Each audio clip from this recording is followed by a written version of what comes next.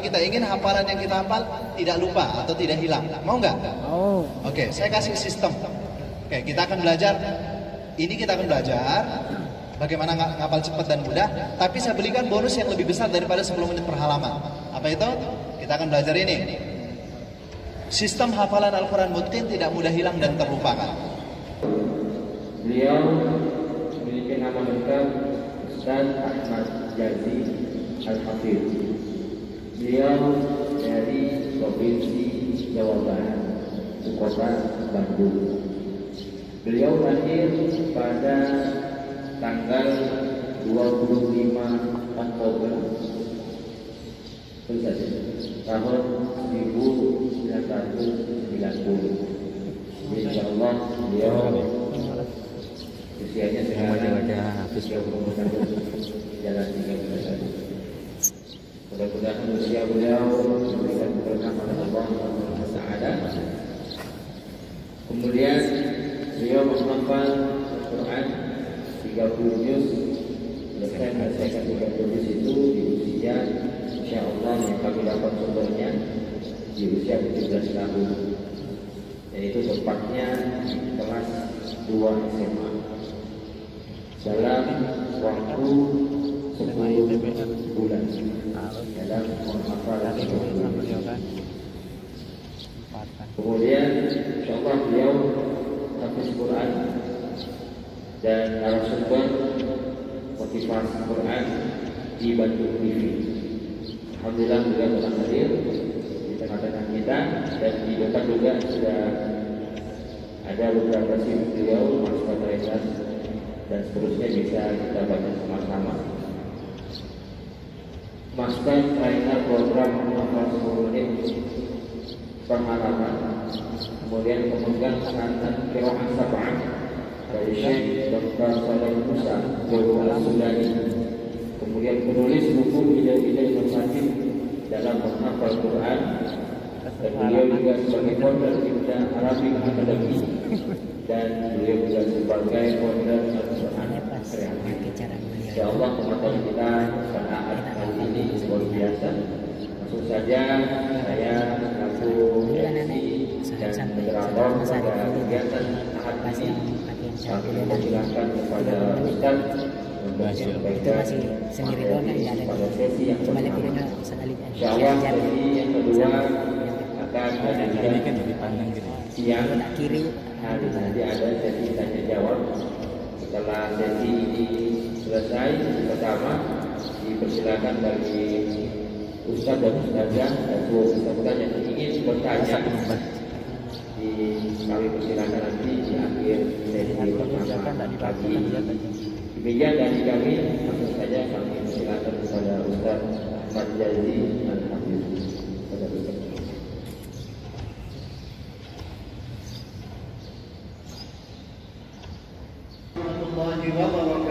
Waalaikumsalam warahmatullahi wabarakatuh.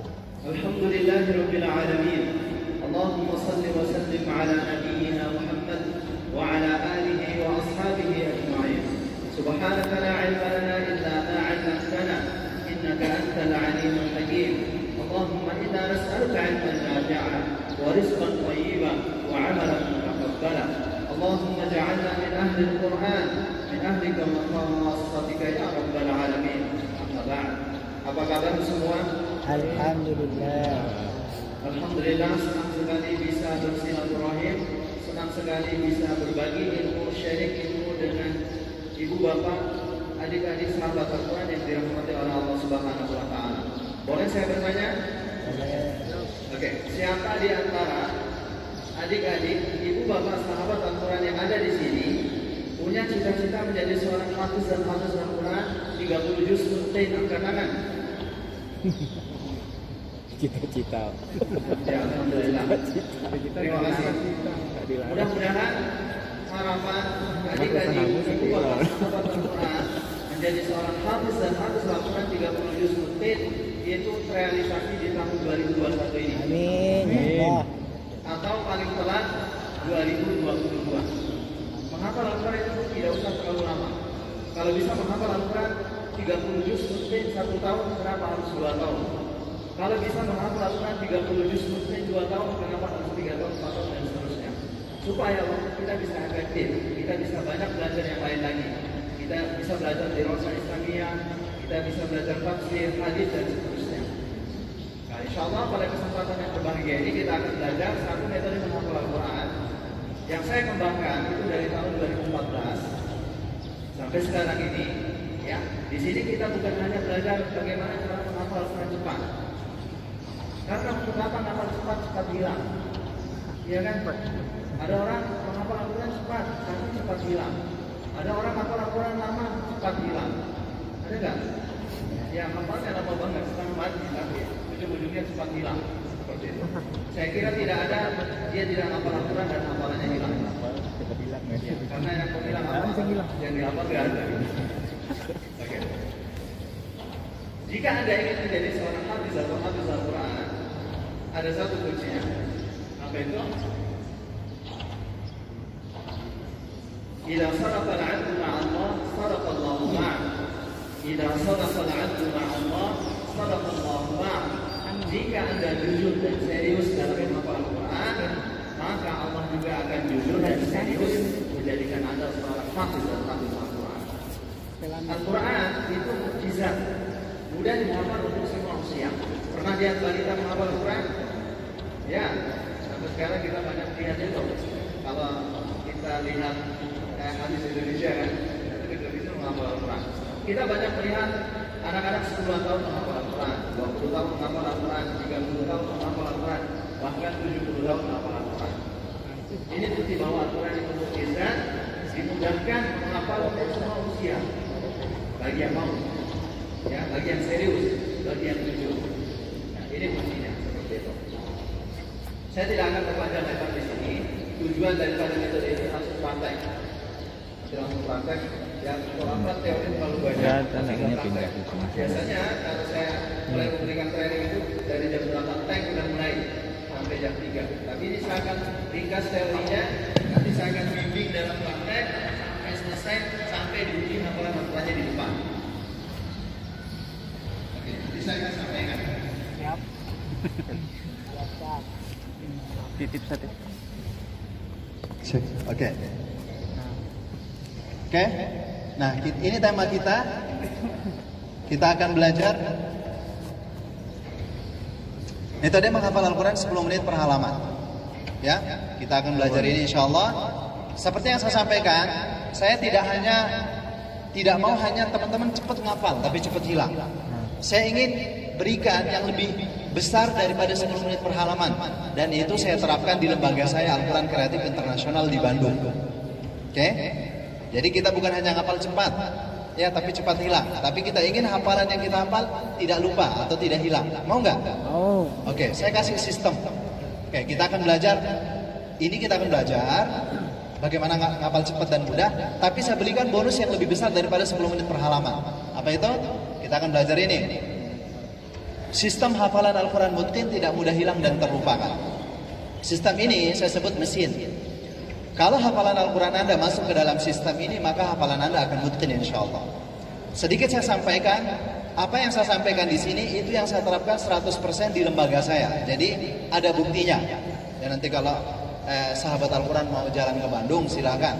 Ya, sistem itu begini. Saya akan sampaikan apa itu hafalan mutqin, apa itu hafalan lancar. Oke, karena hafalan lancar itu ada dua, hafalan mutqin itu ada dua. Ada namanya mutqin muaqqat dan mutqin daim.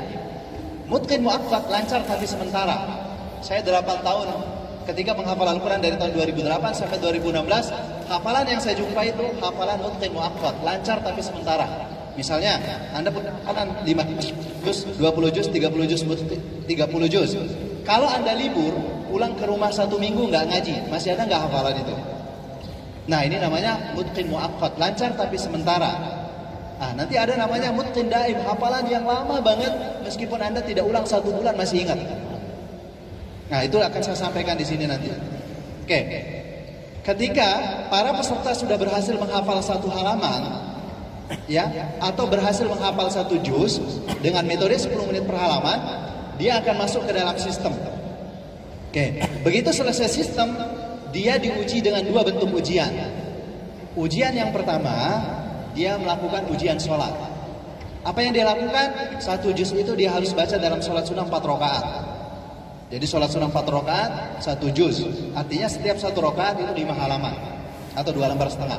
Itu tahap yang pertama. Tahap yang kedua, 1 juz harus habis dalam 2 rakaat. 1 juz, 1 rakaat lagi setengah juz. Jadi begitu salam, 1 juz. Tahap yang ketiga, 1 rakaat 1 juz. Anda berdiri 1 rakaat, itu dapat 1 juz. Rakaat kedua, silakan pilih surat pendek. Bahkan ada juga peserta yang melakukan di rakaat pertama 1 juz dan di rakaat kedua 1 juz. Itu aman. Ini tahap ujian yang pertama, ujian sholat. Ujian yang kedua adalah bentuk ujian lisan. Dikatakan mungkin hafalan Al-Qur'annya kalau dia lulus 8 pertanyaan. Pertanyaan yang pertama sambung ayat. Gampang. Kalau kita ikut musabaqah MTT, ya, musabaqah hifdzul Quran misalnya atau MHQ, kita akan dikasih sambung ayat ini, sambung ayat ini, betul enggak?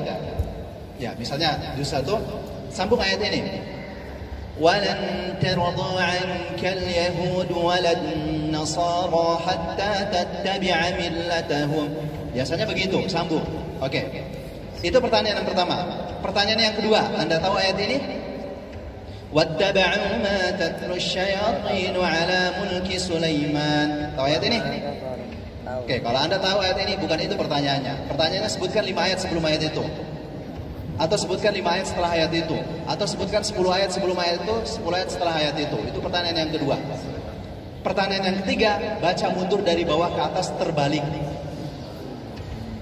Ada peserta saya yang bisa membaca 5 juz terbalik. Ayat terakhir di juz 5, ma yaf'alullahu bi'adabikum in syakartum wa amantum wa kana Allahu syakiran alima, dibaca sampai alif lam mim dzalikal kitabul la raiba fihi. Baca mundur 100 halaman.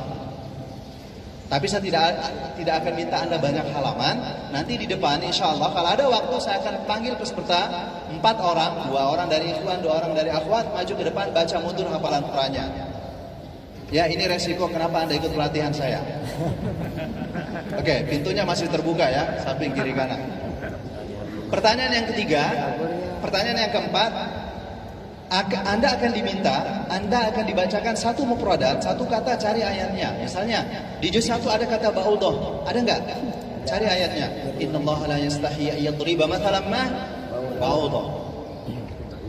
Coba cari kata safra di juz 1, ada enggak? Ada. Qalu la'alana rabbaka yubayyin lana ma launuha. Qala innahu yaqulu innaha baqaratun safra. Nah, seperti itu. Itu pertanyaan yang keempat. Pertanyaan yang kelima, baca ayat tentang kisah ini dan kisah itu. Misalnya di juz 1 baca kisah tentang Harut dan Hud. Ada? Oke, bibabil Harut wa Marut. Di juz 1 baca ayat tentang kisah Nabi Musa dan Bani Israel yang ketika diperintahkan untuk menyembelih sapi. Ada? Oke, silakan baca. Itu pertanyaan yang kelima. Pertanyaan yang keenam, pertanyaan halaman. Sebutkan halaman juz dan sebutkan halaman Quran. Dan ini sangat mudah dihafal karena dia berpola. Oke, kalau menghafal halaman Quran, dia berpola. Ya, atau halaman juz. 1 juz itu ada 20 halaman. Dia pasti akan ketahuan pola-polanya seperti itu. Ya, seperti itu. Anda harus menghafal nomor halaman dan nomor juz. Seperti itu. Dan ini sangat mudah. Pertanyaan yang ke-7, misalnya, pertanyaan sebutkan kata terakhir setiap ayat, bukan awal ayat. Kalau awal ayat, ya ayyuhalladzina amanu innal ladzina kafaru fa ammal ladzina amanu. Seperti itu awal-awal. Tapi kalau akhir, misalnya mubin, azim, alim, hakimah, khabira, ma'aba, mataba dan seterusnya. Oke?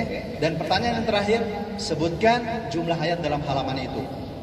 Kalau Anda sudah bisa menjawab 8 pertanyaan ini, Anda lulus. Itu namanya mutqin. Tapi kalau tidak bisa menjawab, Anda tidak diluluskan.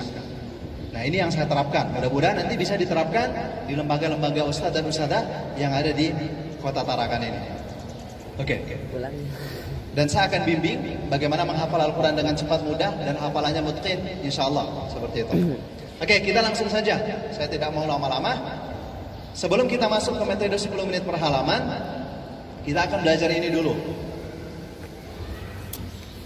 Syarat yang harus dilakukan sebelum mulai menghafal Al-Quran. Ada syarat yang Anda harus lakukan sebelum mulai menghafal Al-Quran. Syarat yang pertama sebelum mulai menghafal Al-Quran adalah ikhlas. Menghafal Al-Quran karena mengharap ridha Allah.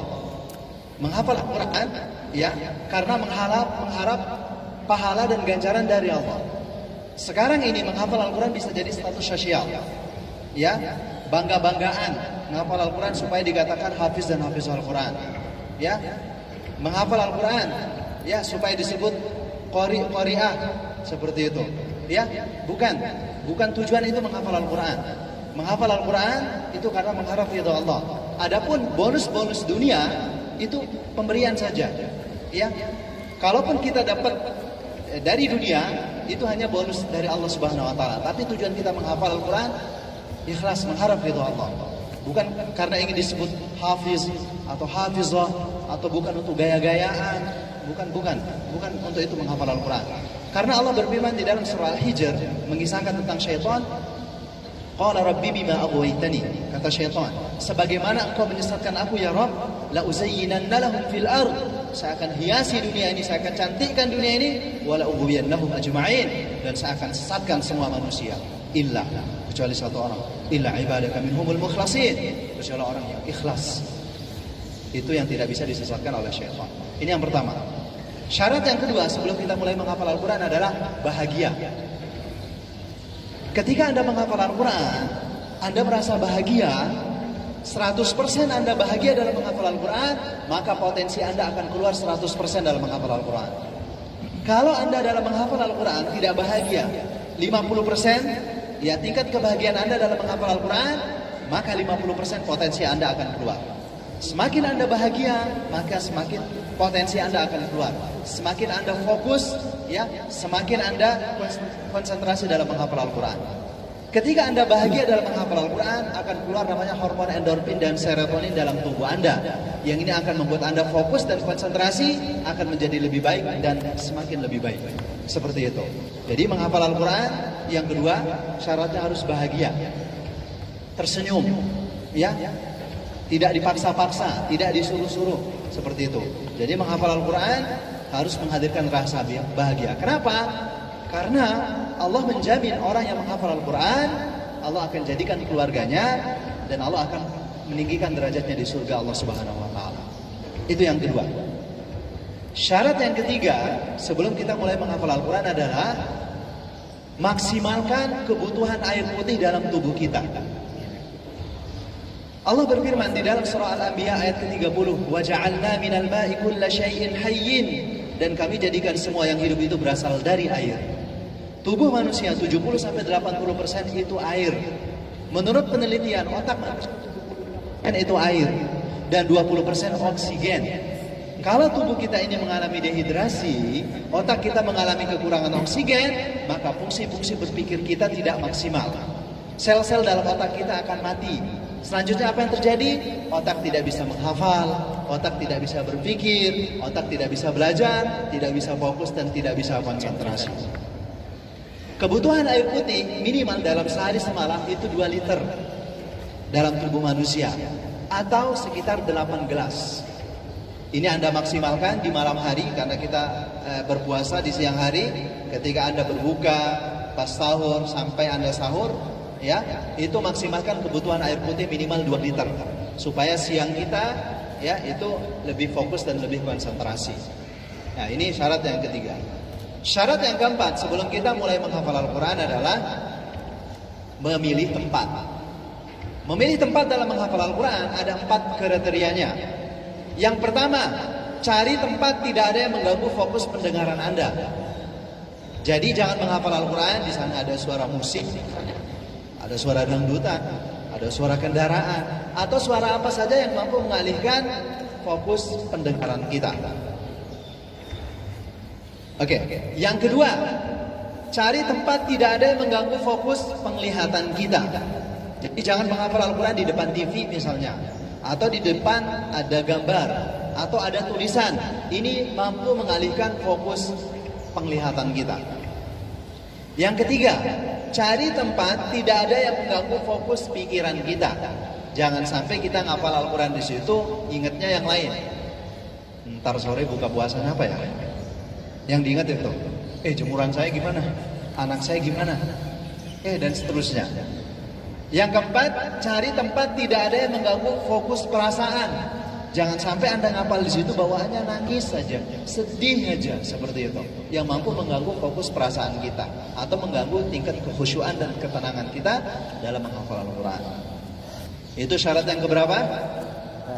Syarat yang keempat. Syarat yang kelima, sebelum mulai menghafal Al-Quran adalah memilih waktu. By Riset mengatakan, menurut penelitiannya, waktu yang paling bagus dalam menghafal Al-Quran adalah 1 jam sebelum subuh dan 1 jam setelah sholat subuh. Allah berfirman di dalam surah Al-Isra ayat 78, Aqimis salata liduluki syamsi ila ghasaqil laili wa qur'an al-fajr, inna qur'an al-fajri kana mashhuda. Di dalam ayat ini, Allah menggandengkan kata fajar dan kata Quran. Kenapa? Karena bacaan Al-Quran kita, hafalan Quran kita yang kita baca di waktu fajar itu masyhuda, disaksikan oleh Allah dan disaksikan oleh para malaikat. Bahkan Rasulullah mendoakan umatnya, ya, burika ummati fi bukuriha, Allah memberkahi umatku di waktu paginya. Nah, jadi 1 jam sebelum subuh itu bagus untuk menghafal dan 1 jam setelah sholat subuh. Dan di waktu lain juga sangat bagus. Tergantung tingkat kesibukan kita dan kita punya waktu dalam menghafal Al-Quran. Itu syarat yang 5. Syarat yang keenam sebelum kita mulai menghafal Al-Quran adalah memilih guru Al-Quran. Penting dalam menghafal Al-Quran kita ada guru. Pilihlah guru yang mutqin dalam bacaan Al-Qurannya dan mutqin dalam hafalan Al-Qurannya, supaya kita ditransfer bacaan Al-Quran yang bagus dan hafalan Al-Quran yang kuat. Rasulullah mencontohkan sama kita, ya, belajar itu dengan guru. Rasulullah belajar Al-Quran ada gurunya. Siapa guru ngaji Rasulullah?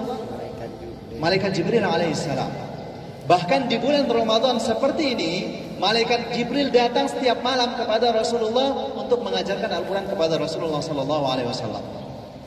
Malaikat yang paling mulia dan manusia yang paling mulia bertemu di bulan Ramadan untuk belajar kitab yang paling mulia.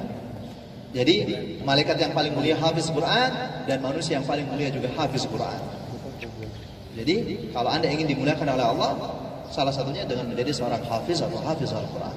Seperti itu. Jadi ada guru. Kita tidak boleh menghafal Al-Quran sendiri tanpa guru. Kenapa? Kalau kita salah tidak ada yang koreksi, tidak ada yang benerin. Yang jadi masalah, kesalahan itu yang lancar, mendarah daging, sehingga nanti sulit untuk dibenarkan, sulit untuk diperbaiki seperti itu. Ya. Syarat berikutnya sebelum kita mulai menghafal Al-Quran adalah memilih mushaf Al-Quran. Penting dalam menghafal Al-Quran kita pilih Al-Quran. Syarat memilih mushaf Al-Quran ada 3. Yang pertama, pakai Al-Quran satu jenis cetakan saja. Jangan gonta-ganti cetakan Al-Quran. Kenapa? Karena ketika Anda gonta-ganti cetakan Al-Quran, beda cetakan, beda tata letak. Beda cetakan, beda posisi.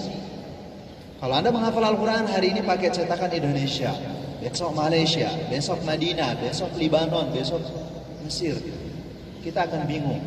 Karena setiap cetakan itu tata letaknya beda, posisinya beda. Di kanan halamankah atau di kiri halamankah, posisinya di atas kah, di bawah kah, ini akan mempengaruhi tingkat fokus dan konsentrasi kita. Seperti itu. Yang kedua, dalam proses menghafal Al-Quran, gunakan Al-Quran yang ukurannya sedang atau lebih besar.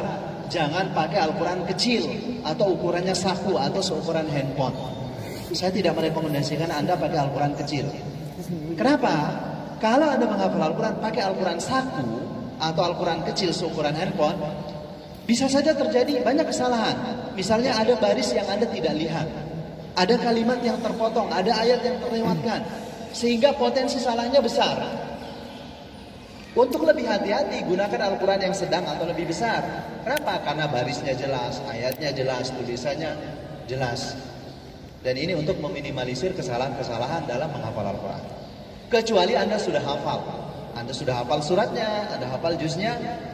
Untuk pakai mushaf Al-Quran kecil tidak apa-apa, hanya untuk mengoreksi saja. Seperti itu. Yang ketiga, syarat dalam memilih mushaf Al-Quran, gunakan Al-Quran yang berwarna. Jangan pakai Al-Quran hitam putih. Kenapa Al-Quran yang berwarna? Supaya hidup kita berwarna. tidak hitam putih. Nah, ini ada alasannya kenapa pakai Al-Quran berwarna. Sekarang kalau Anda cek, misal Al-Quran berwarna itu jumlahnya 604 halaman. Satu halaman ada 15 baris. Dan setiap satu halaman di akhirnya itu ditutup dengan ayat. Jadi ayatnya nggak nyebrang. Satu juz ada 20 halaman. Seperti itu. Saya kira itu sudah distandarkan untuk dihafal. Beda kalau Al-Quran hitam putih yang satu juznya itu hanya sekitar 15 halaman, ya. Kemudian tidak sampai 604 halaman, di akhir halamannya itu nyebrang ayatnya gitu. Nah, kalau alasan psikologi, kenapa pakai Al-Quran berwarna? Karena secara psikologi manusia, kejiwaan manusia itu lebih menyukai hal-hal berwarna daripada yang monoton. Coba kalau Anda saya tanya, Anda lebih suka nonton TV hitam putih atau berwarna? Pasti berwarna. Ya, lebih suka baca majalah atau buku yang hitam putih, koran? Ya, lebih suka baca majalah, ya, yang ada gambarnya, yang ada warnanya daripada yang warna hitam putih. Seperti itu. Kemudian yang terakhir, syarat yang terakhir sebelum kita mulai menghafal Al-Quran adalah perpanjang ruku dan sujud Anda kalau sholat. Oke, kenapa harus perpanjang ruku dan sujud? Ada salah satu penelitian yang dilakukan oleh National Health University. Dia mengatakan, ya, sujud yang lama itu sangat berpotensi bagus untuk menyehatkan otak. Ya, memberikan nutrisi sama otak. Kenapa? Karena oksigen itu maksimal ke otak. Ini akan membuat otak kita sehat. Ya, sujud yang lama itu posisi sangat bagus ya untuk pernapasan kita. Itu, ketika Anda sujud, Anda buka mata, itu bagus untuk kesehatan mata. Ya, bahkan ada salah satu seorang syekh yang bernama Syekh Dr. Omar Abdul Kafi, beliau mengatakan ada dua orang yang tidak akan pikun di masa tuanya. Yang pertama, orang yang hafiz Al-Quran, bacaan Al-Qurannya bagus, hafalannya mutqin. Yang kedua, orang yang sujudnya lama. Nah, silahkan nanti Anda searching, googling, cari manfaat ruku dan sujud dalam ya kesehatan. Ya, karena setiap gerakan-gerakan sholat ya itu bagus untuk kesehatan tubuh kita, terutama ruku dan sujud. Karena dalam Al-Quran dan dalam hadis banyak perintah sholat itu hanya diwakilkan pada ruku dan sujud. Misalnya, waqimus sholata wa atuz zakah warka'u ma'ar raki'in, at-taibun al-'abidun as-saihun ar-raki'un as-sajidun. Seperti itu. Ya, nanti silakan cari sendiri, itu artikelnya sangat banyak, manfaat sujud untuk kesehatan otak, ya manfaat ruku dan seterusnya. Ini 8 syarat yang harus kita lakukan sebelum kita mulai menghafal Al-Quran. Ya, jadi pastikan syarat ini terpenuhi seperti itu. Oke, sekarang kita langsung saja. Kita akan belajar metode menghafal Al-Quran 10 menit per halaman. Siapkan mushaf Al-Qurannya. Oke, nanti kita akan langsung praktek. Seperti itu. Oke, kita akan belajar metode menghafal Al-Quran 10 menit per halaman. Oke, kita akan belajar metode menghafal Al-Quran 10 menit per halaman. Kita akan mulai. Poin pertama dari metode menghafal Al-Quran ini adalah persiapan psikologis atau persiapan mental. Saya mau nanya, Al-Quran itu ada berapa juz? 30. Ada berapa surat? 114 surat. Ada berapa ayat? 6. Oke, kita sering dengar tentang 4 kali ya. Itu 666. Tapi ada pendapat juga mengatakan nanti 236 ayat. Oke. Ada berapa halaman? 4. Coba aja cek Al-Qurannya, kalau Al-Qurannya dibaca 604 halaman. Oke. Kalau kita putih itu saya nggak ada. Oke, kalau Al-Quran 604 halaman. Oke, satu juznya ada 20 halaman, satu halamannya ada 15 baris. Betul nggak? Oke. Nah sekarang Al-Quran ada 30 juz, 114 surat, 6.236 ayat. Dan 604 halaman. Pertanyaannya, Al-Quran benar atau tidak? Benar atau tidak? Benar. Kita baru menghafal 1 halaman. Oh, saya ada 603 halaman. Baru menghafal 1 surat. Oh, saya ada 113 surat lagi. Oke. Ada 2 penyebab orang tidak menjadi hadis dan hadis Al-Quran. Ada 2 penyebab orang tidak menjadi hadis dan hadis Al-Quran. Yang pertama, karena tidak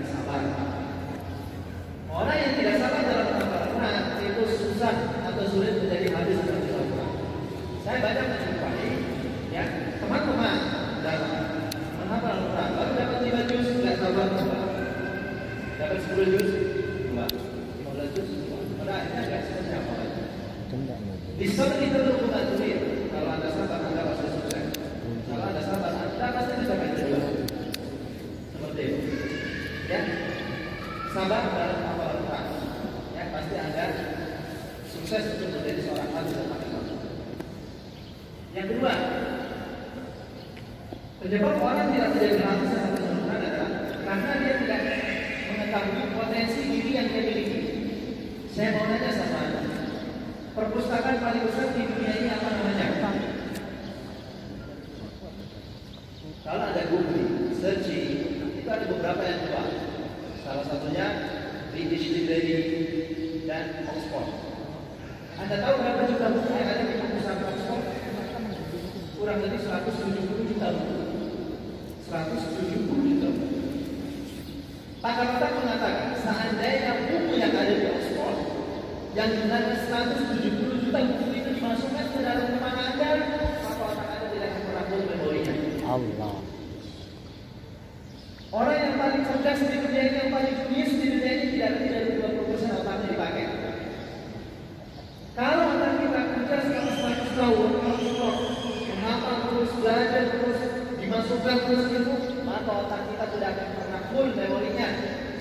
Tiba-tiba ada orang yang hafal Quran dengan sangat susah, sangat sulit menghafal satu halaman. Begitu satu halaman dia bilang, ya Allah, kayaknya memori otak saya sudah full. Full dari mana? Saya mau tanya, kalau memori otak kita dikeluarkan dari dalam kepala kita, kemudian dijual di toko HP atau di toko elektronik, harganya mahal atau murah? Mahal atau murah? Mahal. Kenapa? Karena belum diadopsi, belum dibuka segel. Otak kita masih original. Kita ini cerdas, kita ini jenius. Satu lebar dari Allah. Apa dikatakan insana fi ahsani taqwim. Sungguh kami ciptakan manusia dalam sebaik-baik bentuk dan sebaik-baik rupa. Orang seperti kita hanya ada satu di dunia. Orang seperti kita hanya ada satu di dunia. Kenapa kita tidak cerdas dan kita tidak jenius? Karena kita mengajari diri kita dengan hal-hal negatif. Kita mencap diri kita dengan hal-hal negatif. Kita yang mengatakan saya ini orang yang lemah hafalan, saya ini orang yang tidak cerdas, saya ini orang yang susah hafal, saya ini susah ini dan itu. Kita sendiri yang label diri kita, kita sendiri yang cap diri kita. Padahal itu dari Allah paksa dipakai. Sebaik-baik itu, sebaik-baik. Nah, seperti ini penyebab yang kedua, banyak orang tidak menjadi hafiz Al-Quran karena dia tidak tahu koreksi dirinya. Kita itu dahsyat.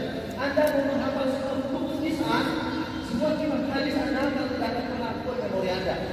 Anda hafal semua buku tawarikh, Syiar A'lam Kubala, Anda hafal semuanya, tidak akan pernah full memori Anda. Semua Anda hafal, oke, itu tidak akan membuat memori Anda. Ini apalagi yang hanya 600 halaman, yang 30 juz, seperti itu, ya. Oke, jadi dalam persiapan psikologis ini, yang pertama Anda harus hapus semua kata-kata negatif tentang diri Anda. Hapus semua kata-kata negatif, hapus semua cap-cap negatif tentang diri Anda. Yang kedua, Anda ganti dengan cap-cap positif tentang diri Anda. Saya belajar positif tentang diri Anda. Ya Allah, terima kasih komunikasi yang hamba yang cerdas, yang hamba yang bukan Allah. Seperti itu. Ya, ini yang pertama. Kenapa? Karena Rasulullah bersabda, ya, tafa'alu bil khairi tajidun. Kalau di Islam selalu dengan kebaikan, maka Anda akan mendapatnya. Maka di dalam hadis qudsi dikatakan, ana 'inda dhanni 'abdi bi, falyasudni ma syaa. Aku tergantung dari perasaan hamba kepadaku, maka hendaklah ia berprasangka apa saja tentangku. Ini yang pertama, persiapan psikologis. Apakah persiapan psikologis Anda sudah matang? Apakah Anda sudah siap menjadi hafiz Al-Quran? Siap. Siap. Kalau sudah siap, itu keluarnya dari samping kiri dan kanan. Oke, kita masuk yang kedua. Poin kedua dari metode menghafal Al-Quran ini adalah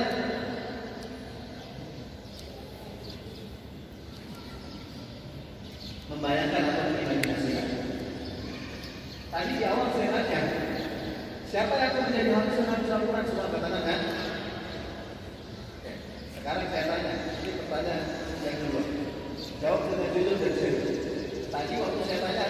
tangan. Sekarang tolong jawab dengan jujur dan serius.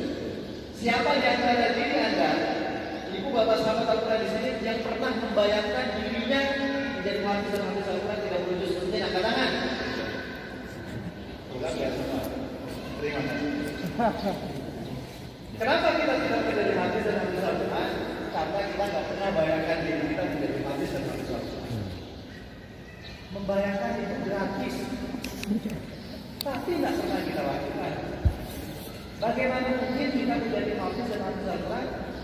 Membayangkan nggak bisa gitu. Ya, padahal Al-Quran anak yang dasar mengambil ini, aku tergantung dari perasaan hambaku kepadaku, maka hendaklah dia berkata apa saja. Coba, semua yang ada bisa lihat, semua yang ada bisa pegang, itu proses terbentuknya dua kali. Apa saja? Pertama terbentuk di dalam kepala orang yang membuat itu, ya, kemudian terjadilah. Jadi kalau Anda ingin menjadi seorang hafiz dan hafiz Al-Quran, hal yang pertama kali Anda lakukan, masukkan file hafiz dan hafiz Al-Quran di dalam kepala Anda. Bagaimana caranya? Anda membayangkan dan mengimajinasikan. Ceritakan sama orang-orang dekat saya Anda, katakan doakan saya menjadi hafiz. Baca di setiap sujud Anda berdoa untuk menjadi hafiz dan hafiz Al-Quran. Minta sama Allah yang untuk dijadikan hafiz dan hafiz Al-Quran. Sering-sering ucapkan itu, sering-sering doakan itu, sering-sering ceritakan itu, maka pikiran bawah sadar Anda akan membetulkan itu. Karena cara kerja pikiran bawah sadar ini nyata dan ini terjadi. Pikiran bawah sadar manusia itu tidak mengenal apakah ini sesuatu yang imajinasi, apakah itu sesuatu khayalan, dia tidak kenal itu. Yang dia kenal ini nyata dan ini terjadi. Seperti itu. Karena pikiran bawah sadar manusia itu dominan 88% dalam kepala manusia. 12% itu hanya pikiran sadar kita. Kenapa kita tidak menjadi hafiz dan hafiz Al-Quran? Karena kita tidak punya file hafiz dan hafiz Al-Quran. Kita nggak pernah bayangkan kita menjadi hafiz atau hafiz Al-Quran. Seperti itu. Saya pernah ketemu dengan dua orang yang saya jadikan inspirasi dalam menghafal Al-Quran. Dua orang ini sangat berbeda. Pertama, saya pernah ketemu dengan Profesor Dr. Ahmad Isa Al-Sarawi, ahli Al-Quran dari Mesir. Kalau dari Syam itu namanya Dr. Ayman Suhaib. Kalau dari Mesir namanya Profesor Dr. Ahmad Isa Al-Sarawi. Beliau mengatakan begini dalam talk show beliau. Ana akthar mundu 50 sana lam aqra al-Quran min al-Mushaf. Saya lebih dari 50 tahun belum pernah baca Al-Quran dari Mushaf. 50 tahun lebih belum pernah membaca hafalan Al-Quran dari Mushaf. Bisa Anda bayangkan bagaimana hafalan beliau? Semuanya sudah kayak Al-Fatihah. 30 juz itu kayak Al-Fatihah. Beliau hanya membuka Al-Quran pas menjadi tajadah bertasbih Mushaf Al-Quran di Mesir. Nanti silakan cek ya di YouTube beliau mengatakan seperti itu. Saya lebih dari 50 tahun belum pernah baca Al-Quran dari Mushaf. Sehari Anda tahu berapa beliau mengaji? Sehari 2 kali rakaat. Ya, 10 hari 10 jamaah selesai. Lebih dari 50 tahun tidak pernah pakai mushaf. Oh, itu saya tidak membandingkan kita dengan beliau. Kita juga siapa-siapa, beliau kan selama. Oke, jadi enggak saya comparable kan. Oke, sekarang saya akan jauh ya seperti beliau. Saya punya teman pengusaha. Namanya Gilang. Dia pengusaha properti, importir rumah dari luar negeri dari Indonesia. Dan beliau seorang pengusaha yang hampir selesai. Sehari ngajinya dibagi 6 hari sisa 30 juz, sebulan 4 atau 5 kali hafal. Dan tidak punya Al-Quran. Tidak punya Al-Quran. Baik Al-Quran fisik ataupun Al-Quran digital tidak punya. Saya menemani beliau amal di Bandung saat itu, ya. Saya baca cerita tentang beliau tentang hafalan. Dan beliau sampai saat ini lebih dari 18 tahun ngaji nggak pernah pakai Al-Quran. Lebih dari 18 tahun ngaji nggak pernah pakai Al-Quran. Setiap 5 hari hatam sekali atau 6 hari, sebulan 4 atau 5 kali hatam. Seperti itu. Hafalannya mungkin kayak Al-Fatihah. Nah, dua sampel ini menarik saya kaji. Saya banyak belajar kenapa orang bisa rutin hafalannya, kenapa saya nggak bisa saat itu. Saya cari bagaimana orang-orang Syi'i menghafal Al-Quran, bagaimana ulama ini dan ulama itu menghafal Al-Quran. Akhirnya saya ketemu sama teman saya Bilal ini yang ngajarin saya. Dia bilang begini, hafalan Al-Quran itu kurang lebih ada dua. Pertama, hafalan yang lancar, tapi lancar sementara. Namanya rutin wafat. Kenapa hafalan itu bisa lancar sementara? Karena dia berada di ingatan jangka pendek atau short term memory. Anda punya hafalan satu halaman, satu juz, satu surat, mudah hilang, sudah lupa. Kenapa? Karena kamu berada di memori ingatan jangka pendek. Yang kedua, hafalan Al-Quran yang berada di memori ingatan jangka panjang, yang tidak mudah hilang dan tidak mudah terlupakan. Saya pernah baca ya salah satu artikel dari orang-orang Syi'in, tulisannya dia bilang, hafalan Quran saya kalau saya tidak ulang 20 tahun saya masih ingat. Ya, karena nanti saya kasih tahu rahasia kenapa bisa seperti ini. Nanti kita akan pelajari sesuatu. Nah ini saya dapat dari beliau-beliau ini bagaimana menjadikan hafalan Al-Quran itu tidak mudah hilang dan terlupakan. Ya seperti itu. Nah beliau kasih tahu sama saya, Bilal ini teman saya, dia bilang begini, kalau anda mau mungkin hafalan Al-Qurannya kayak Al-Fatihah, mau teman-teman? Kayak Al-Fatihah, tidak mudah hilang dan terlupakan, caranya begini. Caranya, kalau anda sudah hafal satu halaman, atau anda hafal satu surat, atau anda hafal satu juz, tinggalkan Al-Quran, anda baca dalam hafalan anda. Jauhkan hafal Al-Quran. Baca pakai hafalan anda. Semakin sering anda baca, sering anda ulangi dalam hafalan, maka hafalan tersebut akan ditransfer ke dalam memori ingatan jangka panjang dan dia tidak mudah hilang dan terlupakan. Kenapa hafalan kita gampang lupa? Ya, cepat hilang karena kita bergantung sama bersama Quran. Kita baru hafal satu halaman, satu surat, satu juz, begitu mau aja, begitu menghafal Al-Quran di depan kita pasti ada mushaf. Kita buka mushaf, kita pegang mushaf, kita sentuh mushaf. Ini yang saya lakukan selama 8 tahun dari tahun 2008 sampai 2016 dan saya kena tegur itu karena hafal. Jadi kalau mau hafal Al-Quran yang kuat, begitu dapat satu halaman, satu surat atau satu juz, tutup mushaf Al-Qurannya, baca dengan hafal. Anda boleh buka Al-Quran kalau lupa atau salah. Kalau tidak terjadi lupa atau salah, baca terus dengan hafalan Anda.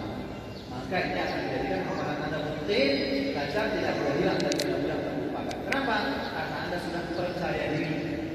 Tidak lagi tidak bersama. Seperti itu. Bisa dipahami? Jadi kita akan praktekkan. Kita masuk pada poin ketiga.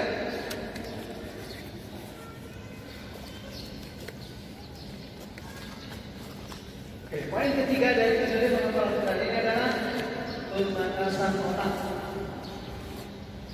Pemanasan otak. Oke. Kalau ibu bapak sahabat Al-Quran, sebelum berolahraga biasanya ngapain? Pemanasan.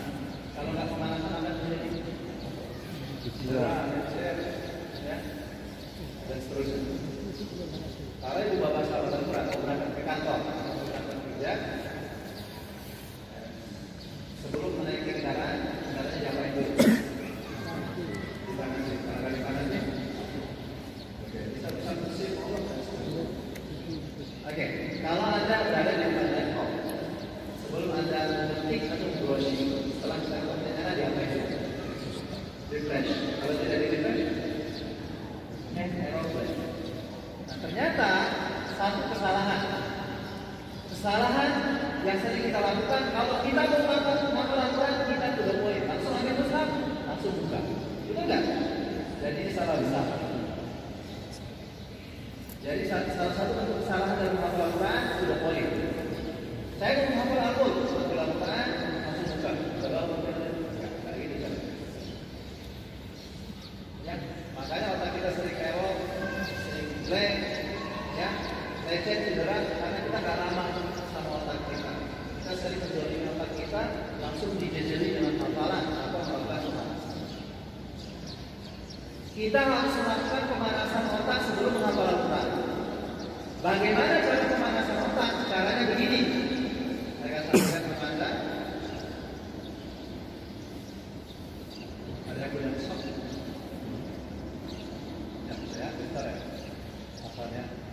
Saya contohkan bagaimana cara pemanasan otak. Ya, berotak sebelum hafal Al-Quran. Anda siapkan waktu 5 sampai 6 menit sebelum hafal.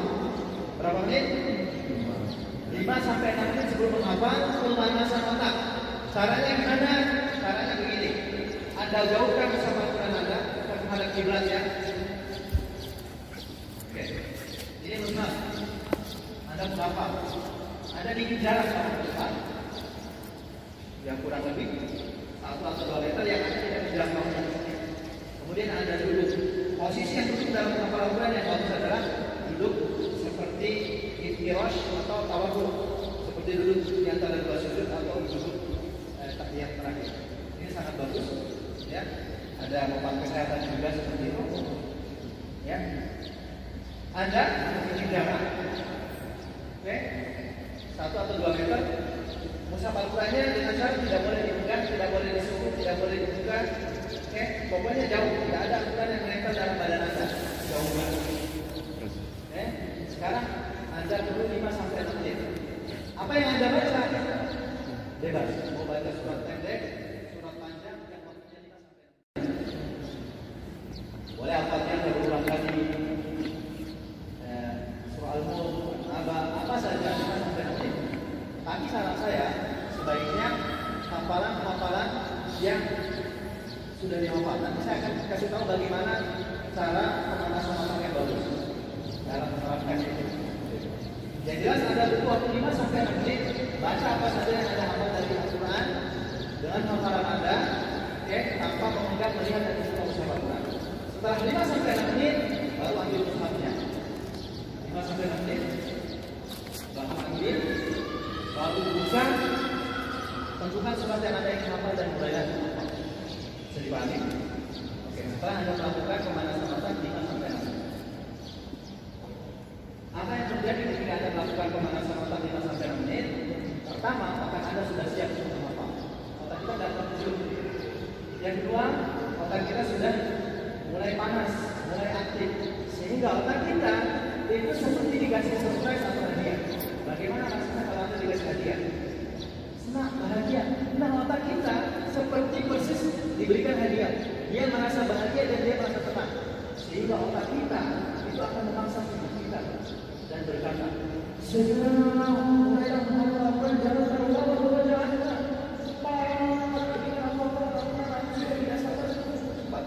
Cepatlah itu yang menghafal. Anda bikin gerget, Anda bikin penasaran rezeki dan Anda bikin dia tidak sabar untuk menghafal. Dan ternyata cara seperti ini adalah rahasia dan cara kerja otak kita. Semakin dibikin penasaran, semakin dibikin tidak sabar, semakin dibikin gerget, pada akhirnya itu otak akan bersimental, lebih pada tidak menghafal. Coba aja contohnya, kalau Anda nonton TV yang programnya bagus, ya acaranya menarik, pasti iklannya lama.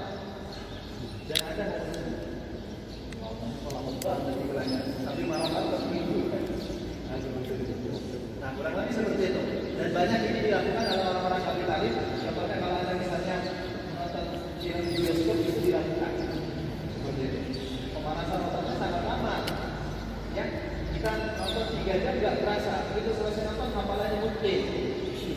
Kenapa? Karena memang pemanasan otak dilakukan di awal 10 menit, 15 menit. Ya, begitu otak kita sudah siap menerima film tersebut, akhirnya langsung mulai kurang lebih bisa dipahami. Sekarang boleh kita praktekkan pemanasan otak ini. Saya kasih waktu 5 menit. Silakan jawabkan Mustafa Al-Quran Anda. Yang tidak ada tidak boleh menggunakan pilihan untuk Mustafa Al-Quran. Harap menggunakan Al-Quran ini. Karena pemanasan otak itu syaratnya tidak ada yang kemudian yang lainnya dalam tubuh Anda. Anda perlu waktu sampai 5 sampai 6 menit. Oke, silakan. Masih 1 menit. Kita mulai terangkan.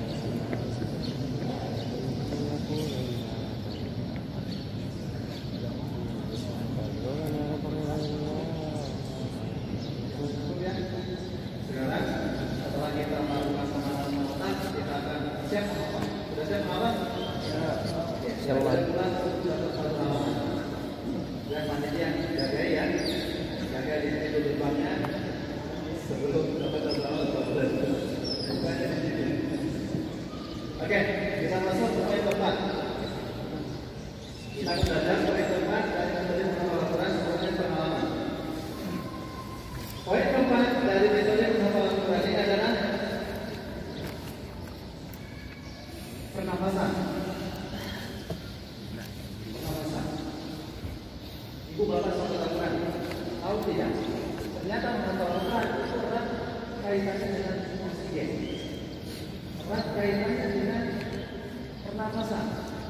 Dengan teknik pernafasan yang benar, Anda bisa menghafal ya 3 kali sampai 5 kali lebih cepat daripada sebelumnya. Dan dengan teknik pernafasan ini nanti saya akan sampaikan bagaimana menghafal pengalaman itu kurang lebih sebelumnya. Kita akan praktek kalau kita saya di sini. Oke. Otak manusia kebutuhan oksigennya 20%. Otak manusia kebutuhan oksigennya 20%. Kalau otak manusia mengalami kekurangan oksigen, maka banyak penyakit-penyakit mata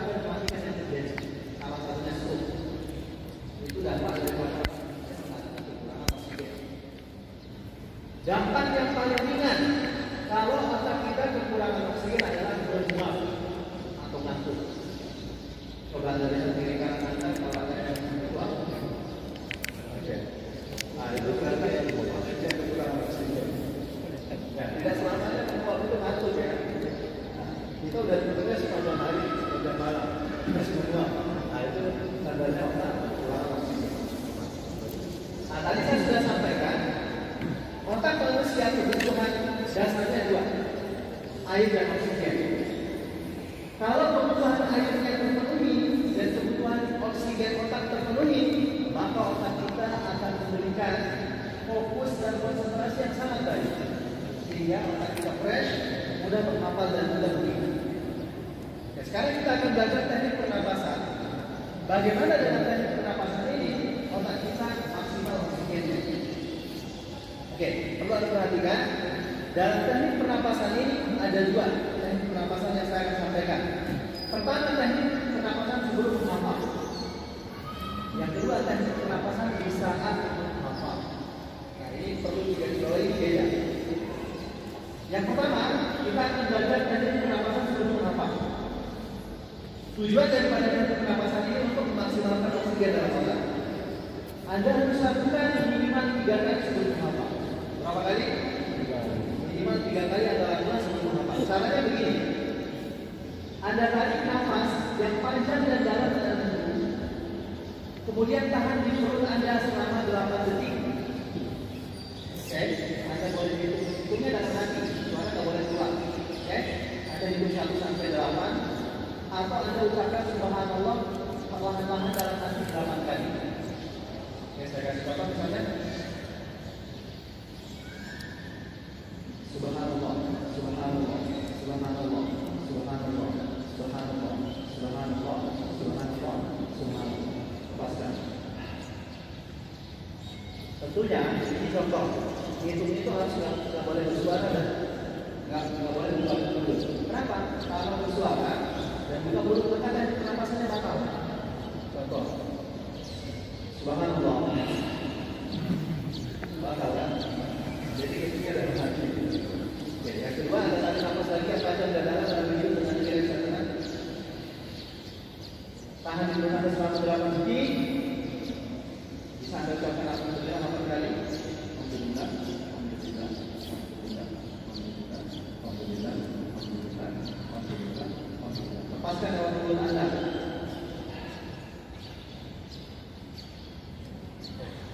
Yang ketiga, tarik lagi melalui hidup dengan rileks dan tenang. Tahan di perut Anda selama 8 detik. Hitung 1 sampai 8 atau takbir 8 kali. Allahu Akbar, Allahu Akbar, Allahu Akbar, Allahu Akbar, Allahu Akbar, Allahu Akbar, Allahu Akbar, Allahu Akbar. Lepaskan dalam mulut Anda perlahan-lahan dan rileks. Nah, oke, kita barengan ya. Kita barengan, saya panggil. Oke, boleh dibuka dulu ya. Kita sebentar belajar. Oke. Saya itu 1, 2, 3. Tarik nafas yang panjang dan dalam melalui hidung. Tahan di perut Anda selama 8 detik. Subhanallah, subhanallah, subhanallah, subhanallah, subhanallah, subhanallah, subhanallah, subhanallah. Lepaskan dalam mulut Anda. Alhamdulillah. Yang kedua, 1, 2, 3. Tarik lagi yang panjang dan dalam melalui hidung. Tahan di perut Anda selama 8 detik.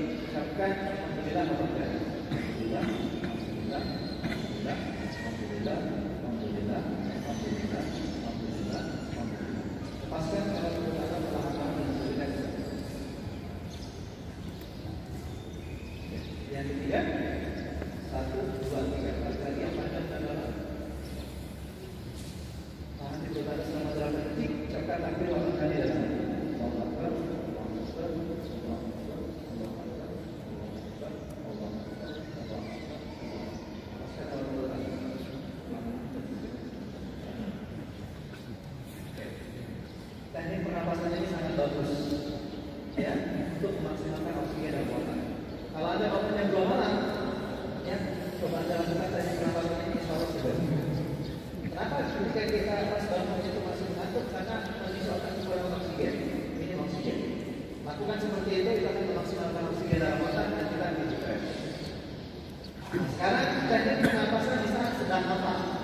Itu sebelum apa? Sekarang bisa sedang apa? Oke, sebelum saya masuk ke teknik pernapasan sedang apa, saya mau tanya dulu. Satu halaman itu ada berapa baris? 15 baris. Kita sepakat 15 baris ya? Iya. Oke, karena masalah barisnya 2 sepakat 15. Sekarang begini, teknik pernapasan di satu halaman. Anda tarik nafas yang panjang dan dalam dari hidung. Kemudian langsung keluarkan berbarengan dengan ayat yang ditahan 8 detik langsung baca. Ya. Upayakan satu tarikan nafas. Upayakan satu kali bernafas, Anda bisa dapat satu baris. Ya. Nanti saya akan sampaikan kenapa satu baris. Contohnya gini. Misalnya saya kasih contoh apa? Amma yatasaalun 'anil nabail 'azim alladhi hum fihi mukhtalifun. Satu tarikan nafas satu baris kan? Tiga atau gini, bukan lain. Subhanalladzi asra bi'abdihi laylan minal masjidil haram ilal masjidil aqsa. Itu beda satu baris. Saya tidak akan memperhatikan potong-potong, kemudian ulang-ulang kayak gini. Amma yatasaalun 'amma yatasaalun 'amma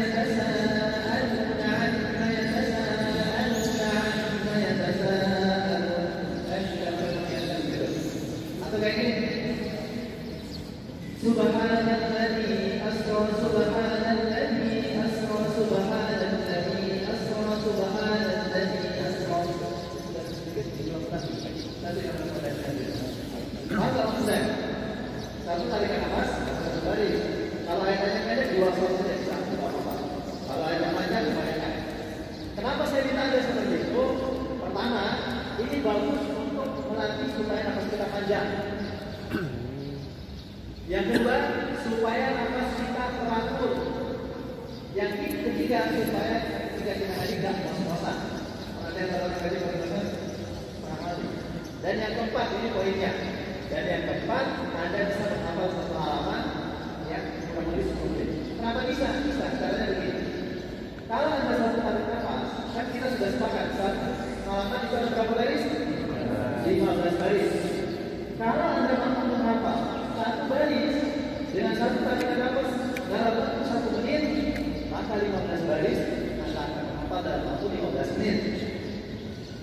Kalau satu tarikan nafas Anda dapat satu baris, Anda hafal kurang dari 1 menit atau katakan 30 detik, maka 15 baris Anda butuh 7 menit setengah. Tidak sampai 10 menit. Nah, nanti kita akan contohkan. Nah, seperti itu. Nah, sekarang kenapa saya tidak merekomendasikan sama Anda nanti potong kemudian diulang-ulang kayak tadi? Kita contohkan.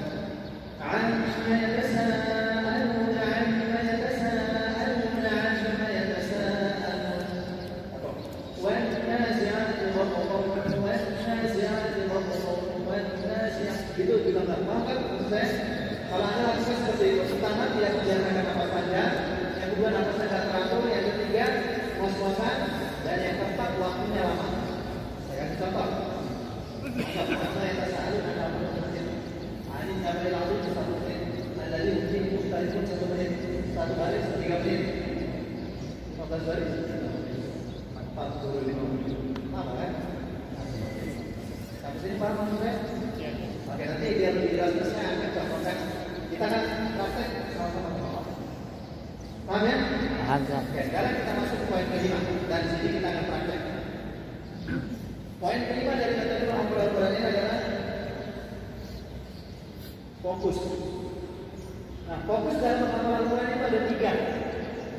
Fokus dalam penghafalan Quran itu ada 3. Yang pertama, cara pegang Al-Quran yang betul dalam menghafal. Kasih lihat sama saya. Anda hafal Al-Quran, pegang Qurannya gimana? Lihat sama saya. Kalau Anda hafal Al-Quran, cara pegang Qurannya gimana? Terima kasih. Nah, cara yang Anda contohkan sama saya itu adalah cara yang tidak betul dalam pegang Al-Quran. Saya kasih tahu alasannya kenapa nggak betul gitu kan? Oke, cara menghafal Al-Quran, memegang Al-Quran di saat menghafal, biasanya kan orang ketawa Al-Quran ini bangku lah bahasanya, kan di bawah gitu kan? Atau kalau ada meja, yang jelas Al-Quran selalu posisinya di bawah. Apakah itu di paku, apakah di atas bantal, apakah di atas meja, pasti melihatnya bagus. Kenapa tidak bagus? Karena cara ini ketika Anda menghafal tentang bacaan Al-Quran di bawah, itu akan membuat kepala Anda berlutut, Anda tertekuk, dan waktu lama peredaran darah tidak lancar. Peredaran darah ke otak tidak lancar, sehingga udara atau oksigen ke otak itu dingin. Otak kita kekurangan oksigen. Nah, ketika otak kita kekurangan oksigen, apa yang terjadi? Ngantuk. Nah, cara seperti itu sama tidak ngantuk. Coba Anda lihat adalah jamaah pas orang di sini pada susu. Kalau cara pegang Al-Qurannya kayak gitu, dia butuh 10 menit. Ya, setelah itu 20 menit ngapal dalam ini. Begitu bangun dia udah susu. Itu yang pertama. Yang kedua, kenapa cara pegang Al-Quran di bawah saya tidak merekomendasikan? Cara seperti ini disebut sifat negatif. Kalau Anda nangis melihatnya kemana? Sedih melihatnya kemana? Nyesel melihatnya kemana? Mengoreksi diri melihatnya kemana? Hal-hal negatif pasti melihatnya kemana? Oke. Di saat Anda menghafal, sudah semangat, tapi salah cara pegang Al-Quran, Anda lakukan sifat negatif, pada akhirnya Anda akan mengatakan, ya Allah, kok susah banget? Kayaknya nggak mungkin ya sebelum berlalu. Susah. Kayaknya saya nggak pakai jadi habis. Semua kata-kata negatif keluar. Nah, ini caranya yang tidak bagus. Caranya bagus saya pegang. Yang pertama, di saat menghafal Al-Quran, cara pegang Al-Quran yang bagus itu letakkan bersama Al-Quran pas di hadapan wajah Anda, pas di hadapan mata. Ayatnya sejajar dengan mata Anda. Kenapa sejajar ya? Satu-satunya panca indera yang langsung berhubung ke otak adalah mata. Ketika Anda meletakkan bersama Al-Quran sejajar dengan posisi mata, maka mata akan lebih mudah di-scan, ya, mengcopy gambar ayat tadi ke dalam otak Anda. Dan otak kita tidak lagi berbentuk, saya kita tidak lagi berbentuk, sehingga peredaran darah kita lancar ke otak, dan ini akan membuat otak kita maksimal bisa oksigen. Gak akan ngantuk kayak gini, ya. Gak mungkin kan bersama Al-Quran di depan dia lihat ke bawah. Itu yang pertama. Yang kedua, cara pegang Al-Quran yang bagus di saat apa? Seperti ini pas di depan, kemudian Anda geser ke kanan. Angkat sedikit. Nah, lihat itu kayak gini. Geser ya. Oke, Anda boleh ke kiri juga. Pas di hadapan saja Anda geser ke kiri. Angkat sedikit. Cara pemegang Al-Quran ya seperti ini, ada hubungannya, ada kaitannya dengan cara-cara kita mengingat sesuatu. Coba kalau Anda dibuka mengingat sesuatu, bagaimana posisi mata Anda melihat? Coba lihat sesuatu.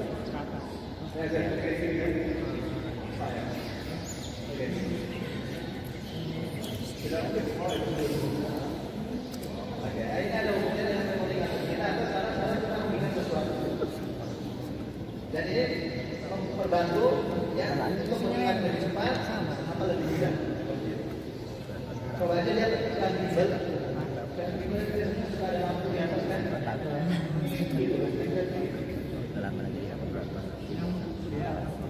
Oke. Paham di sini? Itu fokus yang pertama adalah menghafal Al-Quran yang betul. Yang kedua, di saat menghafal Al-Quran hadirkan pikiran atau live moment. Tidak boleh Anda menghafal Al-Quran, fisik Anda hadir, pikiran Anda tidak hadir. Judul bukaannya ada ketika yang ada. Menghafal Al-Quran, tapi yang diingat buka puasa, yang diingat jemuran, yang diingat anak-anak, diingat tugas, diingat bisnis, diingat tempat piknik dan seterusnya. Kira-kira bisa menghafal Al-Quran? Tidak bisa. Kenapa kita susah menghafalnya? Karena Al-Quran ada di depan kita, pikiran kita nggak lagi ngapal. Ya, that's the moment. Jadi hadirkan pikiran di dalam ngapal.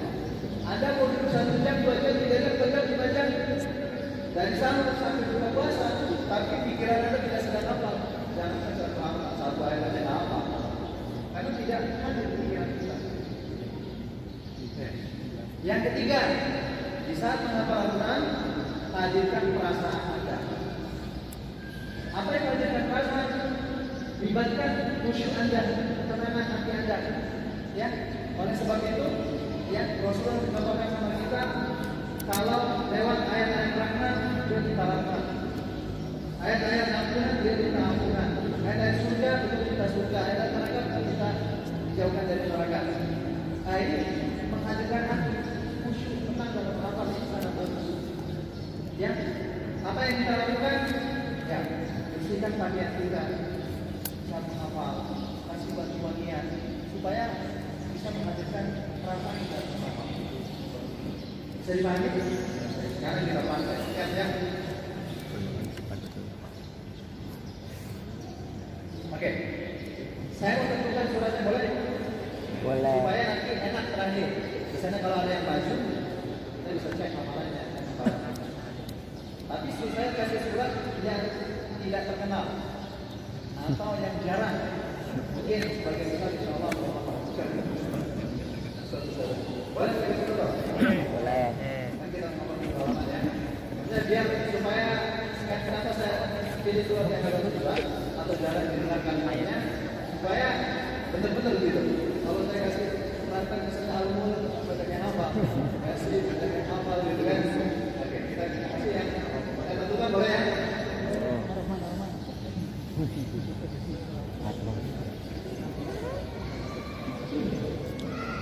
Oke, coba buka halaman 100, halaman 410. 410. Harum pasti. Surah Ar-Rum. Halaman saya Surah Ar-Rum.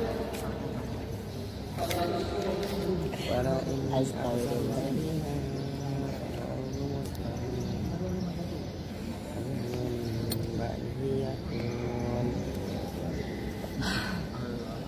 pasti dulu. Ini yang banyak bikin nangis kemana? Sudah. Surahnya tentang apa, Ustaz? Ada aja sih.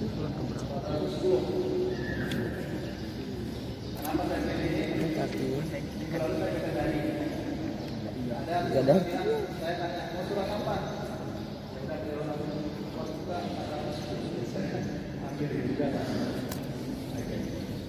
Sudah? Apakah Anda sudah dapat suratnya? Boleh kan? Kita coba ya. Kayak teman saya akan pandu Anda 3 ayat atau 4 ayat ke depan, setelah itu saya akan sendirian. Sudah dapat teman? 410. Ada 15 baris kan?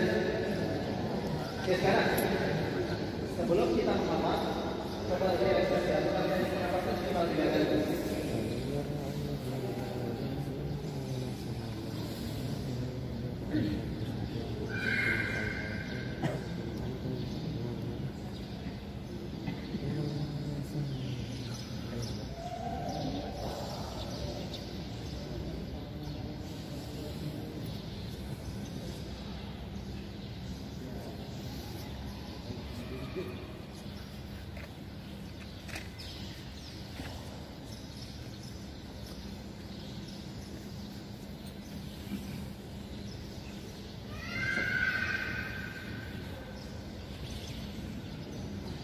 Sudah? Biasanya kalau di luar bulan puasa saya minta tidak banyak budi. Kalau saya bagus ya. Karena kan, jadi saya sangat menekankan itu sebelum menghafal 11 atau 12. Jadi kalau kita ngadakan di luar bulan puasa itu budinya harus ada. Ya. Nah sekarang yang berikutnya kita berdoa. Ya, kita juga sama Allah dalam menghafal. Tapi gini, saya nggak yakin kalau Anda berdoa sendiri doa Anda dikabulkan. Mau nggak saya kasih tahu bagaimana doa Anda tapi dikabulkan? Oke, doakan tanda Anda di sini kiri kanan Anda supaya dimudahkan menghafal. Karena kalau Anda doakan orang lain, pasti malaikat juga bilang amin dan untukmu juga. Jadi sekarang silakan Anda doakan tanda Anda di samping kiri kanan supaya Allah mudahkan menghafal yang kita menghafal ini. Atas pengetahuan kita.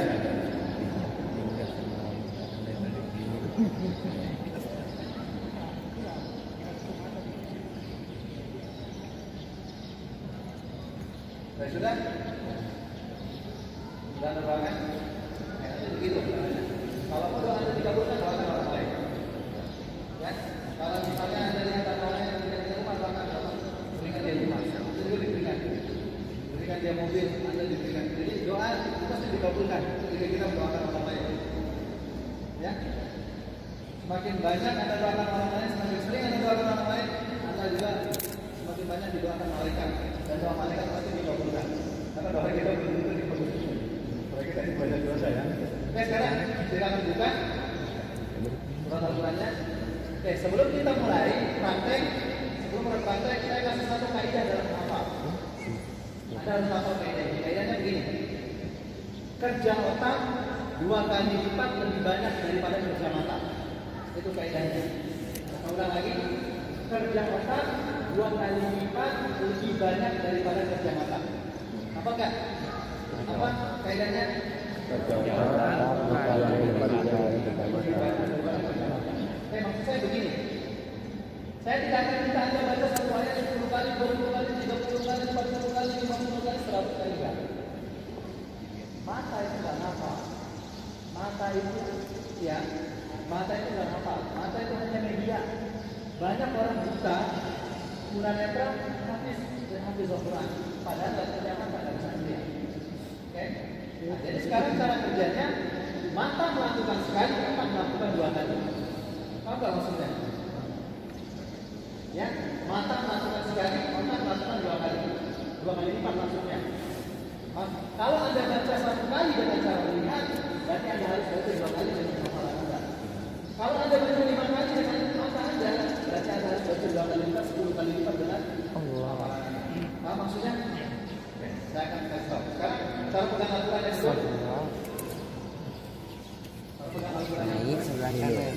yang hadirkan perasaan Anda, ya, lain di bawah, hadirkan diri Anda. Oke, sebentar, kita akan sama-sama ngapalkan. Kita akan kasih contoh. Ingat, satu tarikan nafas dapat 1 baris, bacanya boleh ada cepat. Oke, jadi saya baca. Silakan Anda bisa melakukannya betul. Saya kasih contoh ini karena di depan tidak ada pisau, seperti yang formalnya. Saya bacakan. ولئن أرسلنا ريحا فرعون مصفرا لظلوا من بعده يكفرون. ولئن أرسلنا ريحا فرعون مصفرا لظلوا من بعده يكفرون. ولئن أرسلنا ريحا فرعون مصفرا لظلوا من بعده يكفرون. ولئن أرسلنا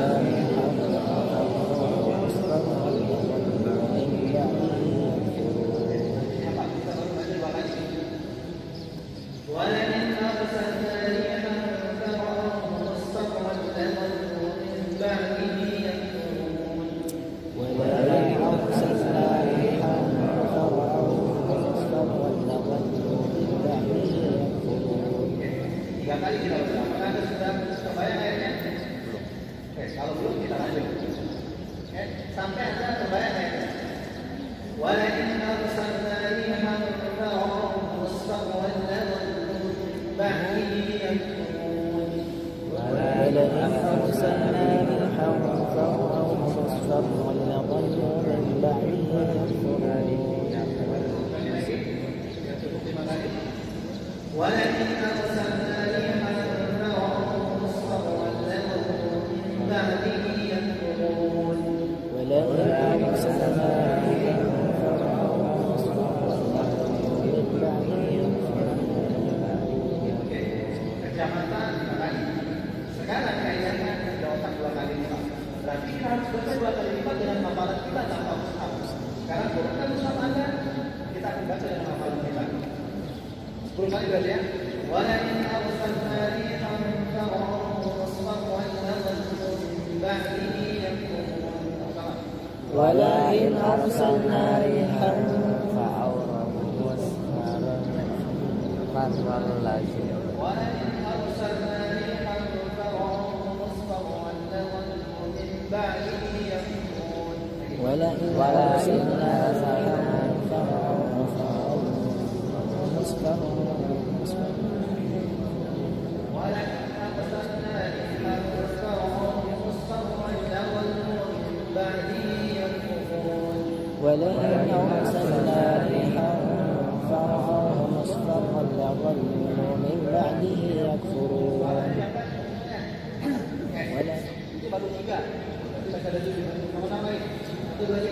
ولئن أرسلنا ريحا فرأوه من بعده يكفرون ولئن أرسلنا ريحا فرأوه مصفرا فظلوا من بعده يكفرون ولئن أرسلنا ريحا فرأوه مصفرا من بعده يكفرون ولئن أرسلنا ريحا فرأوه مصفرا من بعده يكفرون ولئن أرسلنا ريحا فرأوه مصفرا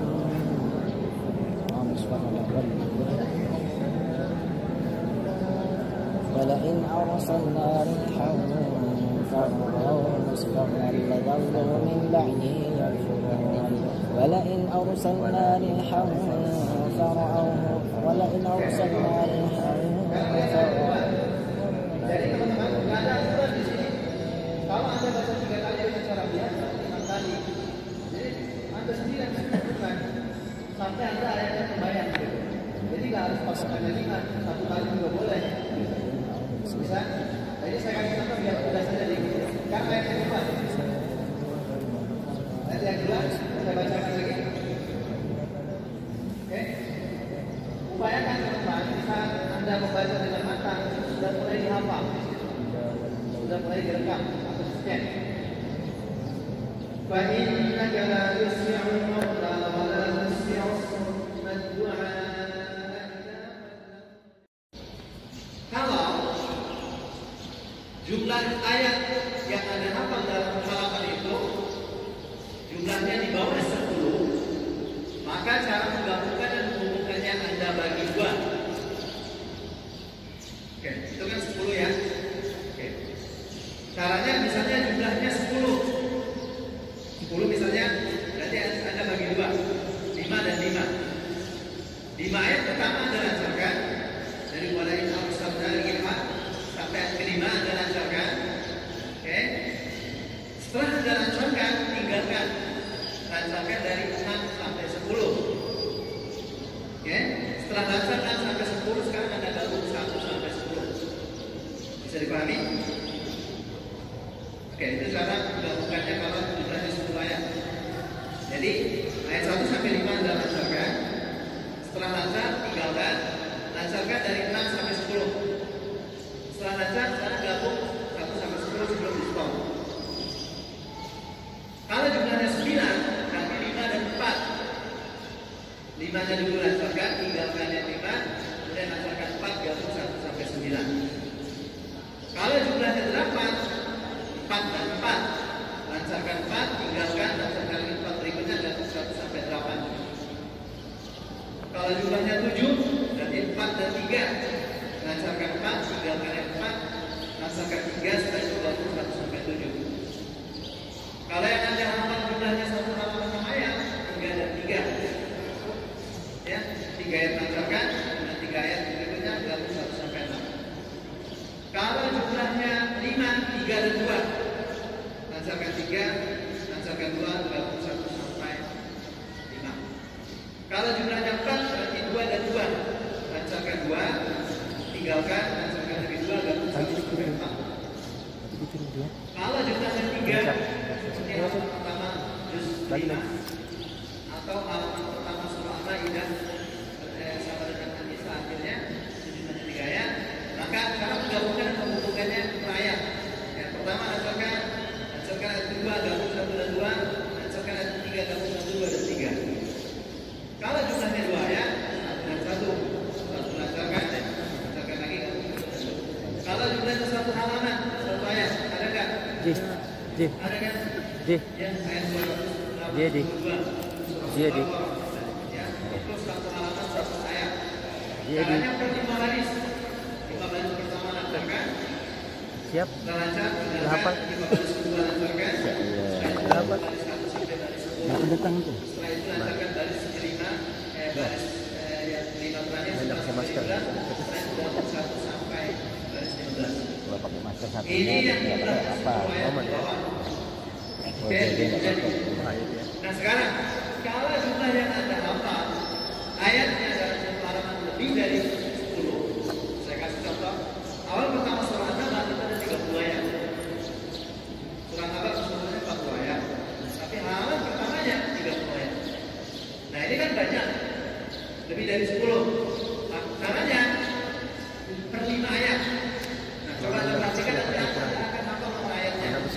5 ayat pertama anda lancarkan. Ayat tersebut dari bukti umum dari kalau saya alamun, maka saya alamun. Setelah lancar 5 ayat, tinggalkan. Lancarkan dari 6 sampai 10. Setelah lancar, langsung 1 sampai 10. Setelah itu lancarkan lagi 5 ayat berikutnya 11 sampai 15. Setelah lancar, langsung 1 sampai 15. Setelah itu lancarkan lagi 16 sampai 20. Setelah lancar, langsung 1 sampai 20. Setelah itu lancarkan lagi 21 sampai 25.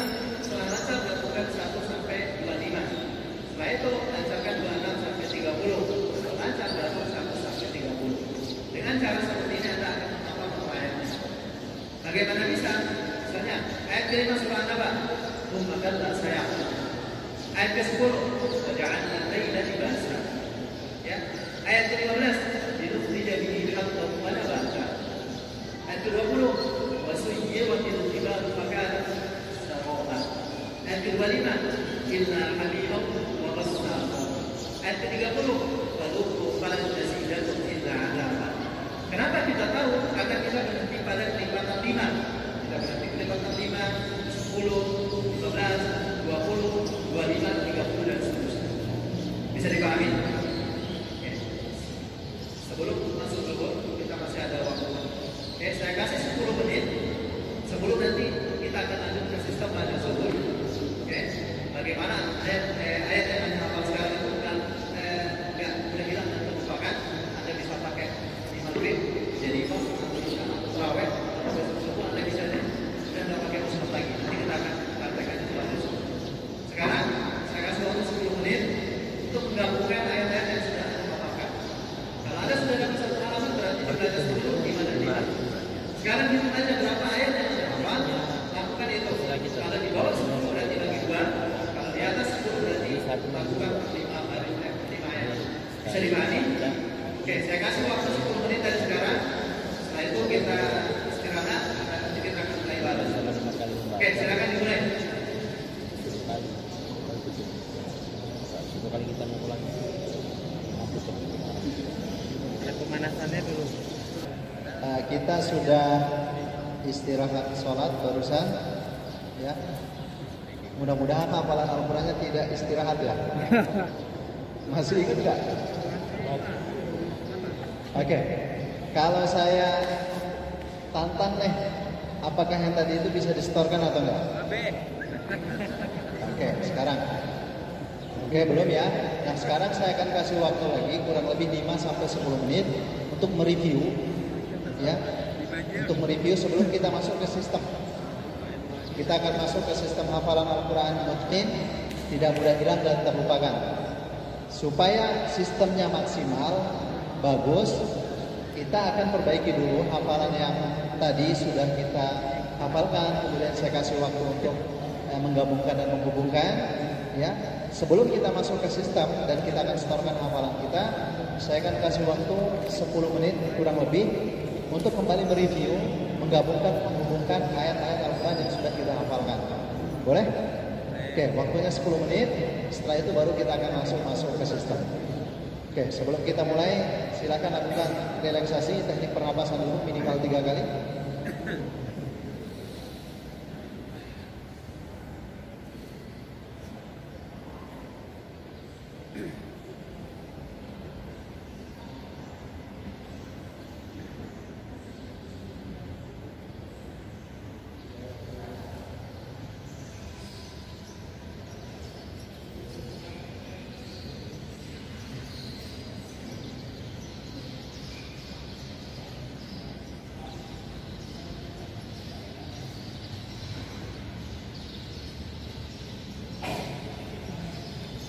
Oke, kalau sudah, silakan yang pertama cara pegang Al-Quran yang betul, ya, hadirkan pikiran, hadirkan perasaan.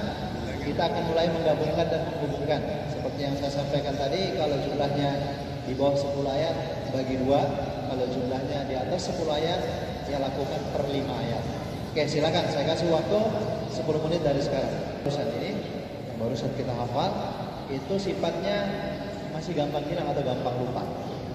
Ya, keluar dari masjid aja baru pakai sendal itu udah jatuh 1 ayat. Belum lagi kalau pakai motor kendaraan di jalan akhirnya berjatuhan. Begitu sampai rumah, masalah. Selamat tinggal. Apalagi lupa kan? Oke, supaya yang barusan itu tidak hilang, tidak lupa, perlu kita ada namanya sistem. Nah, nanti sistem ini kalau diterapkan dengan baik, insya Allah hafalannya bisa semungkin Al-Fatihah. Yang penting terapkan sesuai dengan SOP. Ada aturannya, jangan bikin aturan sendiri ya. Nah, nanti saya kasih aturannya, harus berjalan sesuai dengan aturan. Kalau tidak, ya aturannya seperti Anda ya. Ini hafalannya tidak mungkin. Oke, kita mulai. Sistem ini ada 5 level, ada 5 tingkatan. Yang kita akan praktek di sini 3. Level 1, 2, 3 kita akan praktek. Level 4 dan 5 kita tidak praktek.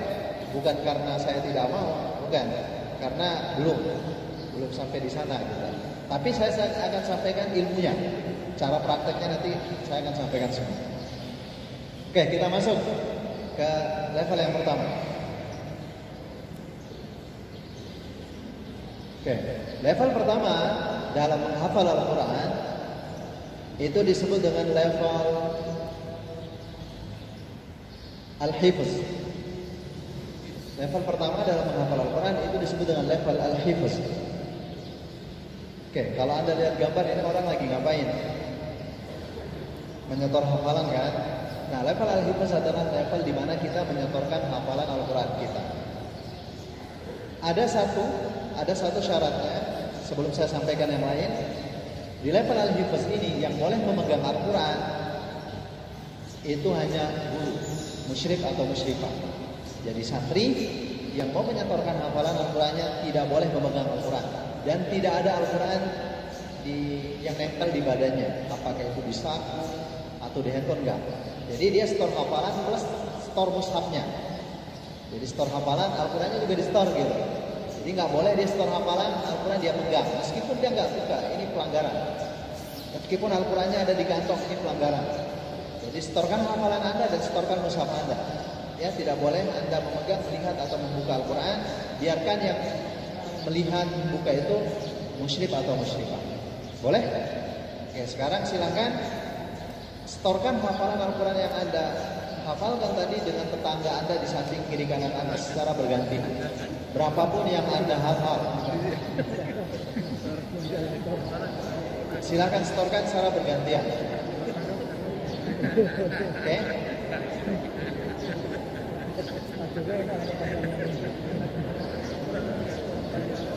Saya kasih waktu kurang lebih 10 menit lah ya. 5 menit untuk Anda dan 5 menit untuk teman Anda. Ya, lakukan itu dengan maksimal. Silakan dimulai.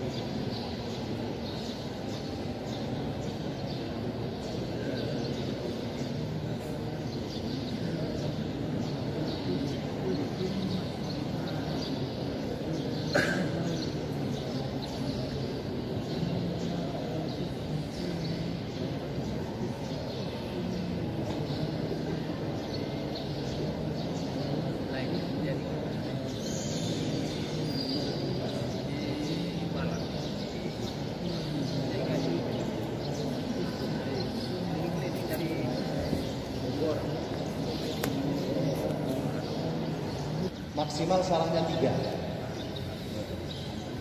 Ya. Maksimal kesalahannya 3 ketika menyetorkan hafalan. Kalau salahnya lebih dari 3 dianggap nggak hafal, belum lancar, suruh kembali lagi, lancarkan lagi, baru nanti maju ke depan. Jadi di sini tidak boleh ada nepotisme, tidak ada boleh karena keluarga, sahabat, jadi diluruskan nggak boleh. Jadi kalau hafalannya nggak lancar, ya salahnya lebih dari 3, suruh mundur, lancarkan dulu, nanti maju lagi. Kalau yang saya terapkan di tempat saya, boleh salah, tapi tidak boleh salah di halaman pertama. Misalnya dia menyetor 2 halaman, silahkan salah di halaman kedua. Yang penting di halaman pertama nggak boleh salah. Seperti itu. Tapi kalau stop 1 halaman ya tetap di halaman pertama nggak boleh salah. Ya, nah, bisa juga kalau diterapkan. Kenapa?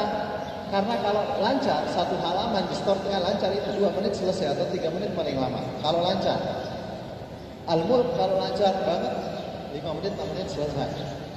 Yang 30 ayat seperti itu. Kenapa bisa menyetornya lama? Karena store-nya nggak lancar, makanya butuh waktu lama gitu. Seperti itu. Bisa dipahami ya? Oke, sekarang kita masuk ke level yang kedua.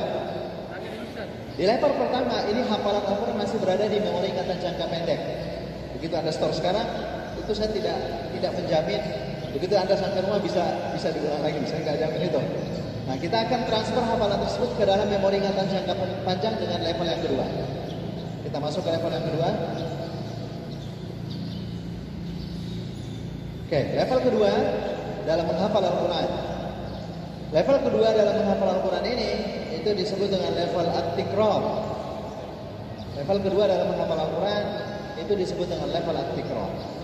Kalau Anda lihat, oh ya, ini di tempat saya itu meja menghafal itu kayak gini deh. Supaya nggak pegel kalau dipegang. Pegangin sampai kan? Nah, biasanya kalau dipegang itu 1 menit pertama oke, tegak. 2 menit berikutnya udah 5 menit udah di atas 40-an kan? Jadi nggak konsisten. Nah, bisa di sini kan kayu banyak. Nah, nanti japri ke saya, Ustaz, saya minta ukuran dong. Nanti datang ke tukang kayu, minta bikinin. Nanti saya kasih ukurannya. Seperti itu. Silakan ya, karena ini SOP gitu. Jadi kalau di tempat saya hal yang di bawah itu nggak laku, karena itu bikin manjur. Ya seperti itu. Oke. Nah, ini tadi santri yang menyetorkan hafalan Al-Quran di level Al-Hifz. Begitu lulus, dia langsung masuk ke tahap yang kedua disebut dengan at-tikrar. Apa yang dimaksud dengan at-tikrar? At-tikrar adalah kita membuka hafalan Al-Quran yang sudah kita setorkan tadi, kita baca ulang, tapi syaratnya harus dengan hafalan. Ini hanya contoh saja. Seharusnya nggak seperti ini. Harusnya begitu menyetorkan hafalan, level Al-Hifz sudah selesai, ya, mushaf Al-Qur'annya itu disimpan di atas meja musyrif atau musyrifahnya. Jadi dia tidak boleh membawa mushaf Al-Qur'annya turun ke bawah. Misalnya saya di sini nih, Anda setor hafalan sama saya. Nanti begitu selesai Al-Hifz, mushafnya saya tahan di atas meja saya. Anda kembali ke tempat duduk Anda, tidak boleh bawa mushaf, hanya ada di meja saya. Seperti itu. Ada yang lebih ekstrim dari ini. Saya ingin lebih ekstrim dari ini sebenarnya. Begitu sudah selesai menyetorkan hafalannya, mushaf Al-Qur'annya disimpan di dalam lemari dan lemarinya digembok supaya tidak pegang Al-Qur'an lagi. Nah, itu lebih bagus. Berapa kali Anda tikrar? Yang saya sudah terapkan ya beberapa tahun, itu tikrar sebanyak 20 kali. Misalnya Anda setor 1 halaman, yang 1 halaman itu Anda harus baca ulang kembali setelah Anda lulus di level Al-Hifz sebanyak 20 kali. Dengan hafalan, tidak boleh pakai mushaf. Kenapa saya syaratkan tadi kesalahannya tidak boleh lebih dari 3? Karena ketika tikrar nanti lancar. Kalau salahnya banyak, nanti tikrarnya bermasalah seperti itu. Oke. Anda lakukan 20 kali. Boleh lebih, tidak boleh kurang. Saya mau nanya sama Anda, 20 kali itu banyak atau sedikit? Oke, supaya Anda tidak mengatakan banyak, dengarkan kisah ini. Saya pernah baca artikel salah seorang di Ashinqiti, di Mauritania, dia bilang seperti ini. Kalau hafalan Al-Quran saya 30 juz, saya tidak ulang 20 tahun, saya masih ingat. Jangankan 1 bulan, dia bilang 20 tahun. Tahukah Anda berapa jumlah tikrarnya? Jumlah tikrornya 4000 kali. Menghadap barat 1000 kali, timur 1000 kali, utara 1000 kali, dan selatan 1000 kali. Makanya 20 tahun dia bilang, saya masih ingat hafalan saya. Saya hanya minta Anda 20 kali. Saya pernah coba 40 kali, itu berat. Dan ideal itu 20 kali. Nah, sekarang saya mau tanya nih. Tikror 20 kali dengan tikror 100 kali lebih bagus mana? Bagus. Jawabannya tergantung. Sekarang begini, Anda tikror 100 kali, tapi di depan Anda buka mushaf, lihat mushaf, pegang mushaf, ya sentuh mushaf. Hasilnya maksimal atau enggak? Enggak akan maksimal. Kenapa? Karena Anda tidak percaya diri dengan hafalan Anda. Meskipun Anda tikror 100 kali, 200 kali, tapi kalau Anda masih buka Al-Quran, pegang Al-Quran, lihat Al-Quran, sentuh Al-Quran, tidak akan maksimal. Hafalan tersebut berada di short term memory, memori ingatan jangka pendek.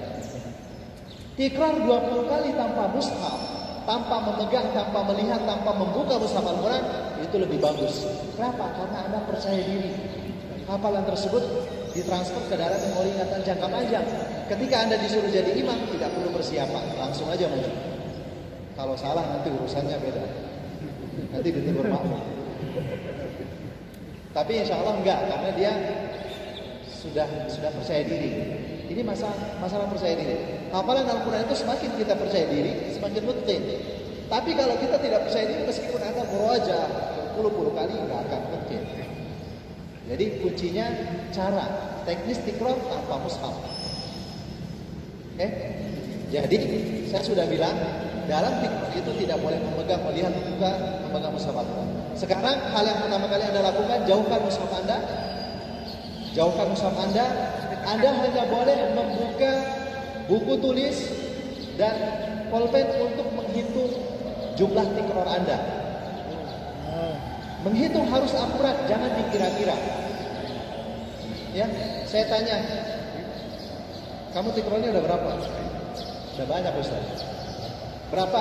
Sudah banyak. Kira-kira berapa? Masalahnya udah lancar. Kira-kira berapa? Kayaknya 15, padahal baru 5. Jadi tikror itu harus akurat ngitungnya, nggak boleh kira-kira.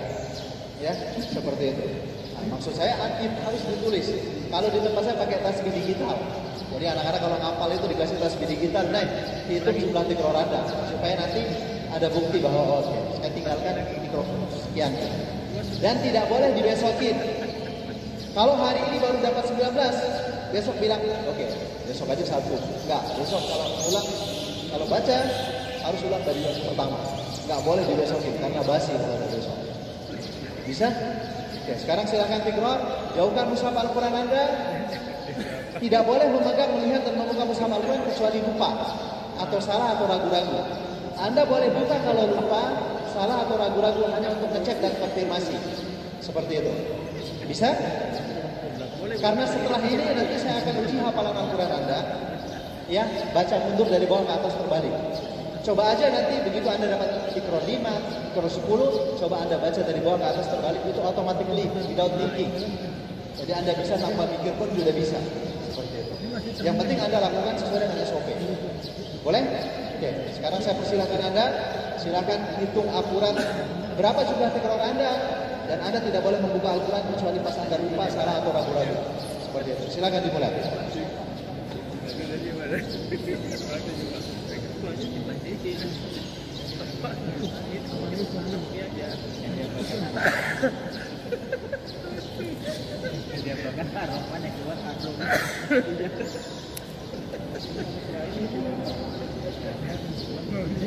Mau tak pikir ayat pertama lalu. Jalanin harta. Oh iya. Harta nada. Oh salah. Lihat. Lihan.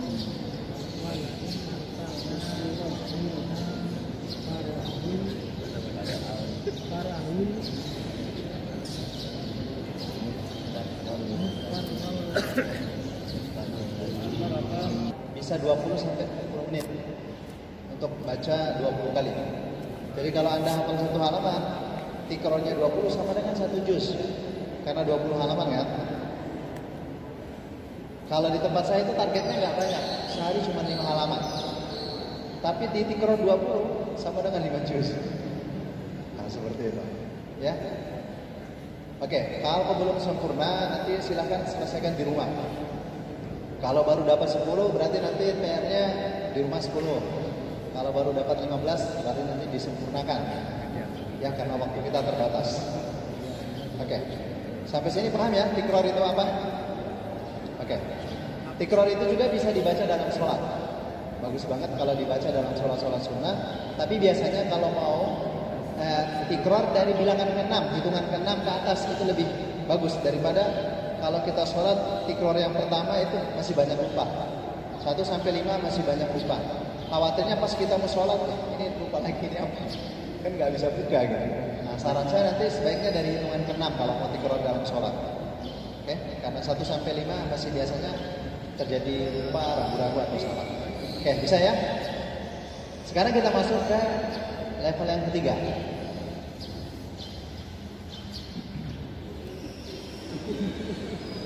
Oke. Level ketiga dalam menghafal Al-Quran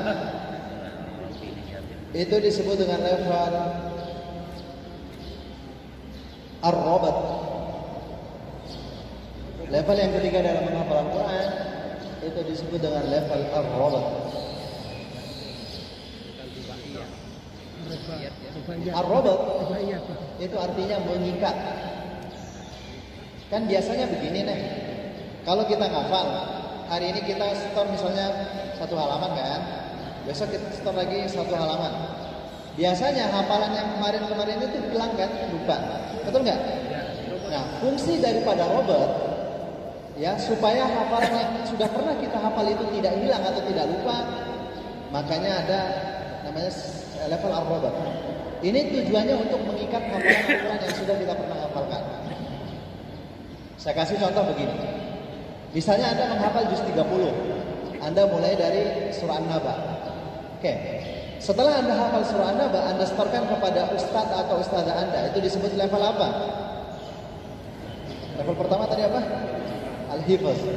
Oke, setelah selesai level Al-Hifz, Anda dinyatakan lulus, maka Anda harus masuk level yang kedua, yaitu Anda harus baca surah An-Naba yang sudah Anda setorkan sebanyak 20 kali. Itu disebut level apa?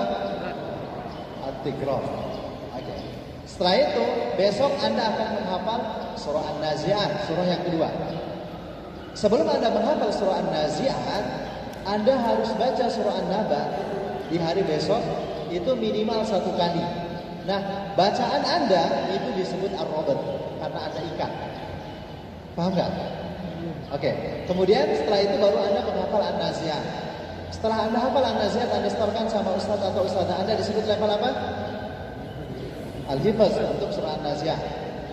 Setelah selesai Al-Hifz, Anda baca An-Nazi'at 20 kali, disebut level At-Tikror. Oke. Hari besoknya lagi Anda muslim surah Abasa. Betul kan? Sebelum Anda mau menyetor surah Abasa, Anda harus baca An-Naba dan An-Nazi'at di hari yang ketiga. Itu disebut apa? Ar-Rabat. Paham nggak maksud saya? Setiap kali hafalan baru Anda bertambah, maka jumlah robatnya pun bertambah. Misalnya, Anda mau menyetor surah Ad-Duha. Sebelum Anda menghafal Ad-Duha, Anda harus robat dulu dari An-Naba sampai Al-Lail. Oke, mumtaz, Al-Lail. Ya, jadi Anda harus baca minimal sekali. Anda mau menghafal surah Al-Kautsar, Anda mustarkan Al-Kautsar, tapi sebelum Anda setor, Anda harus robat dulu dari An-Naba sampai Al-Ma'un. Oke. Anda mau setor surah An-Nas. Sebelum Anda setor An-Nas, Anda harus robat dulu, pemanasan robat dulu, ikat dulu dari An-Naba sampai Al-Falaq. Oke, seperti itu. Dan ar-robat itu dilakukan minimal sehari 1 kali. 1 kali untuk Anda pribadi dan disetorkan kepada ustaz. Maksudnya disetorkan, diberikan pertanyaan. Ini hafalannya yang kemarin-kemarin masih lancar enggak? Biasanya kalau di tempat saya itu dikasih 3 pertanyaan. Sambung ayat, baca mundur dari bawah ke atas terbalik, atau sebutkan jumlah ayat dalam halaman tersebut. Jadi yang 8 pertanyaan itu bisa dipilih 3 saja seperti itu. Saya kan sampaikan tadi di awal ada 8 pertanyaan. Nah, pilih 3 pertanyaan itu untuk ujian robat. Jadi minimal sehari sekali Anda lakukan, tapi nanti diuji di hadapan ustadz atau ustadz. Seperti itu. Bisa dipahami? Anggap Anda sudah selesai juz 30. Begitu Anda sudah selesai juz 30, kan Anda mau pindah juz 29. Begitu Anda pindah juz, maka robatnya sudah selesai di juz 30. Tidak nyebrang. Kalau Anda masuk juz 29, berarti Anda mulai dari Al-Mulk lagi. Tidak perlu robatnya dari An-Naba, An-Nas, muter ke Al-Mulk, kepanjangan. Kapan kapal ya kan? Nah, jadi robat itu selesai begitu selesai juz itu. Ketika pindah juz yang baru, berarti robatnya kembali pada yang baru. Kan kalau saya mulai dari Al-Mulk, nggak ada robat dong Ustaz. Ada, nanti namanya pemanasan otak. Anda boleh pinjam satu surat di juz 30 An-Naba atau An-Nazi'at yang waktunya 5 sampai 6 menit sebagai pemanasan otak nanti. Seperti itu. Bisa dipahami? Oke, sebelum kita masuk ke level berikutnya, ini ada hadiah ya? Ada, bagi buku. Apa hadiahnya? Ada ya? Saya mau ngasih buku nanti sama satu orang yang saya tulis sendiri plus tanda tangan. Siapa yang maju nanti untuk store hafalannya boleh ya? Oke, sekarang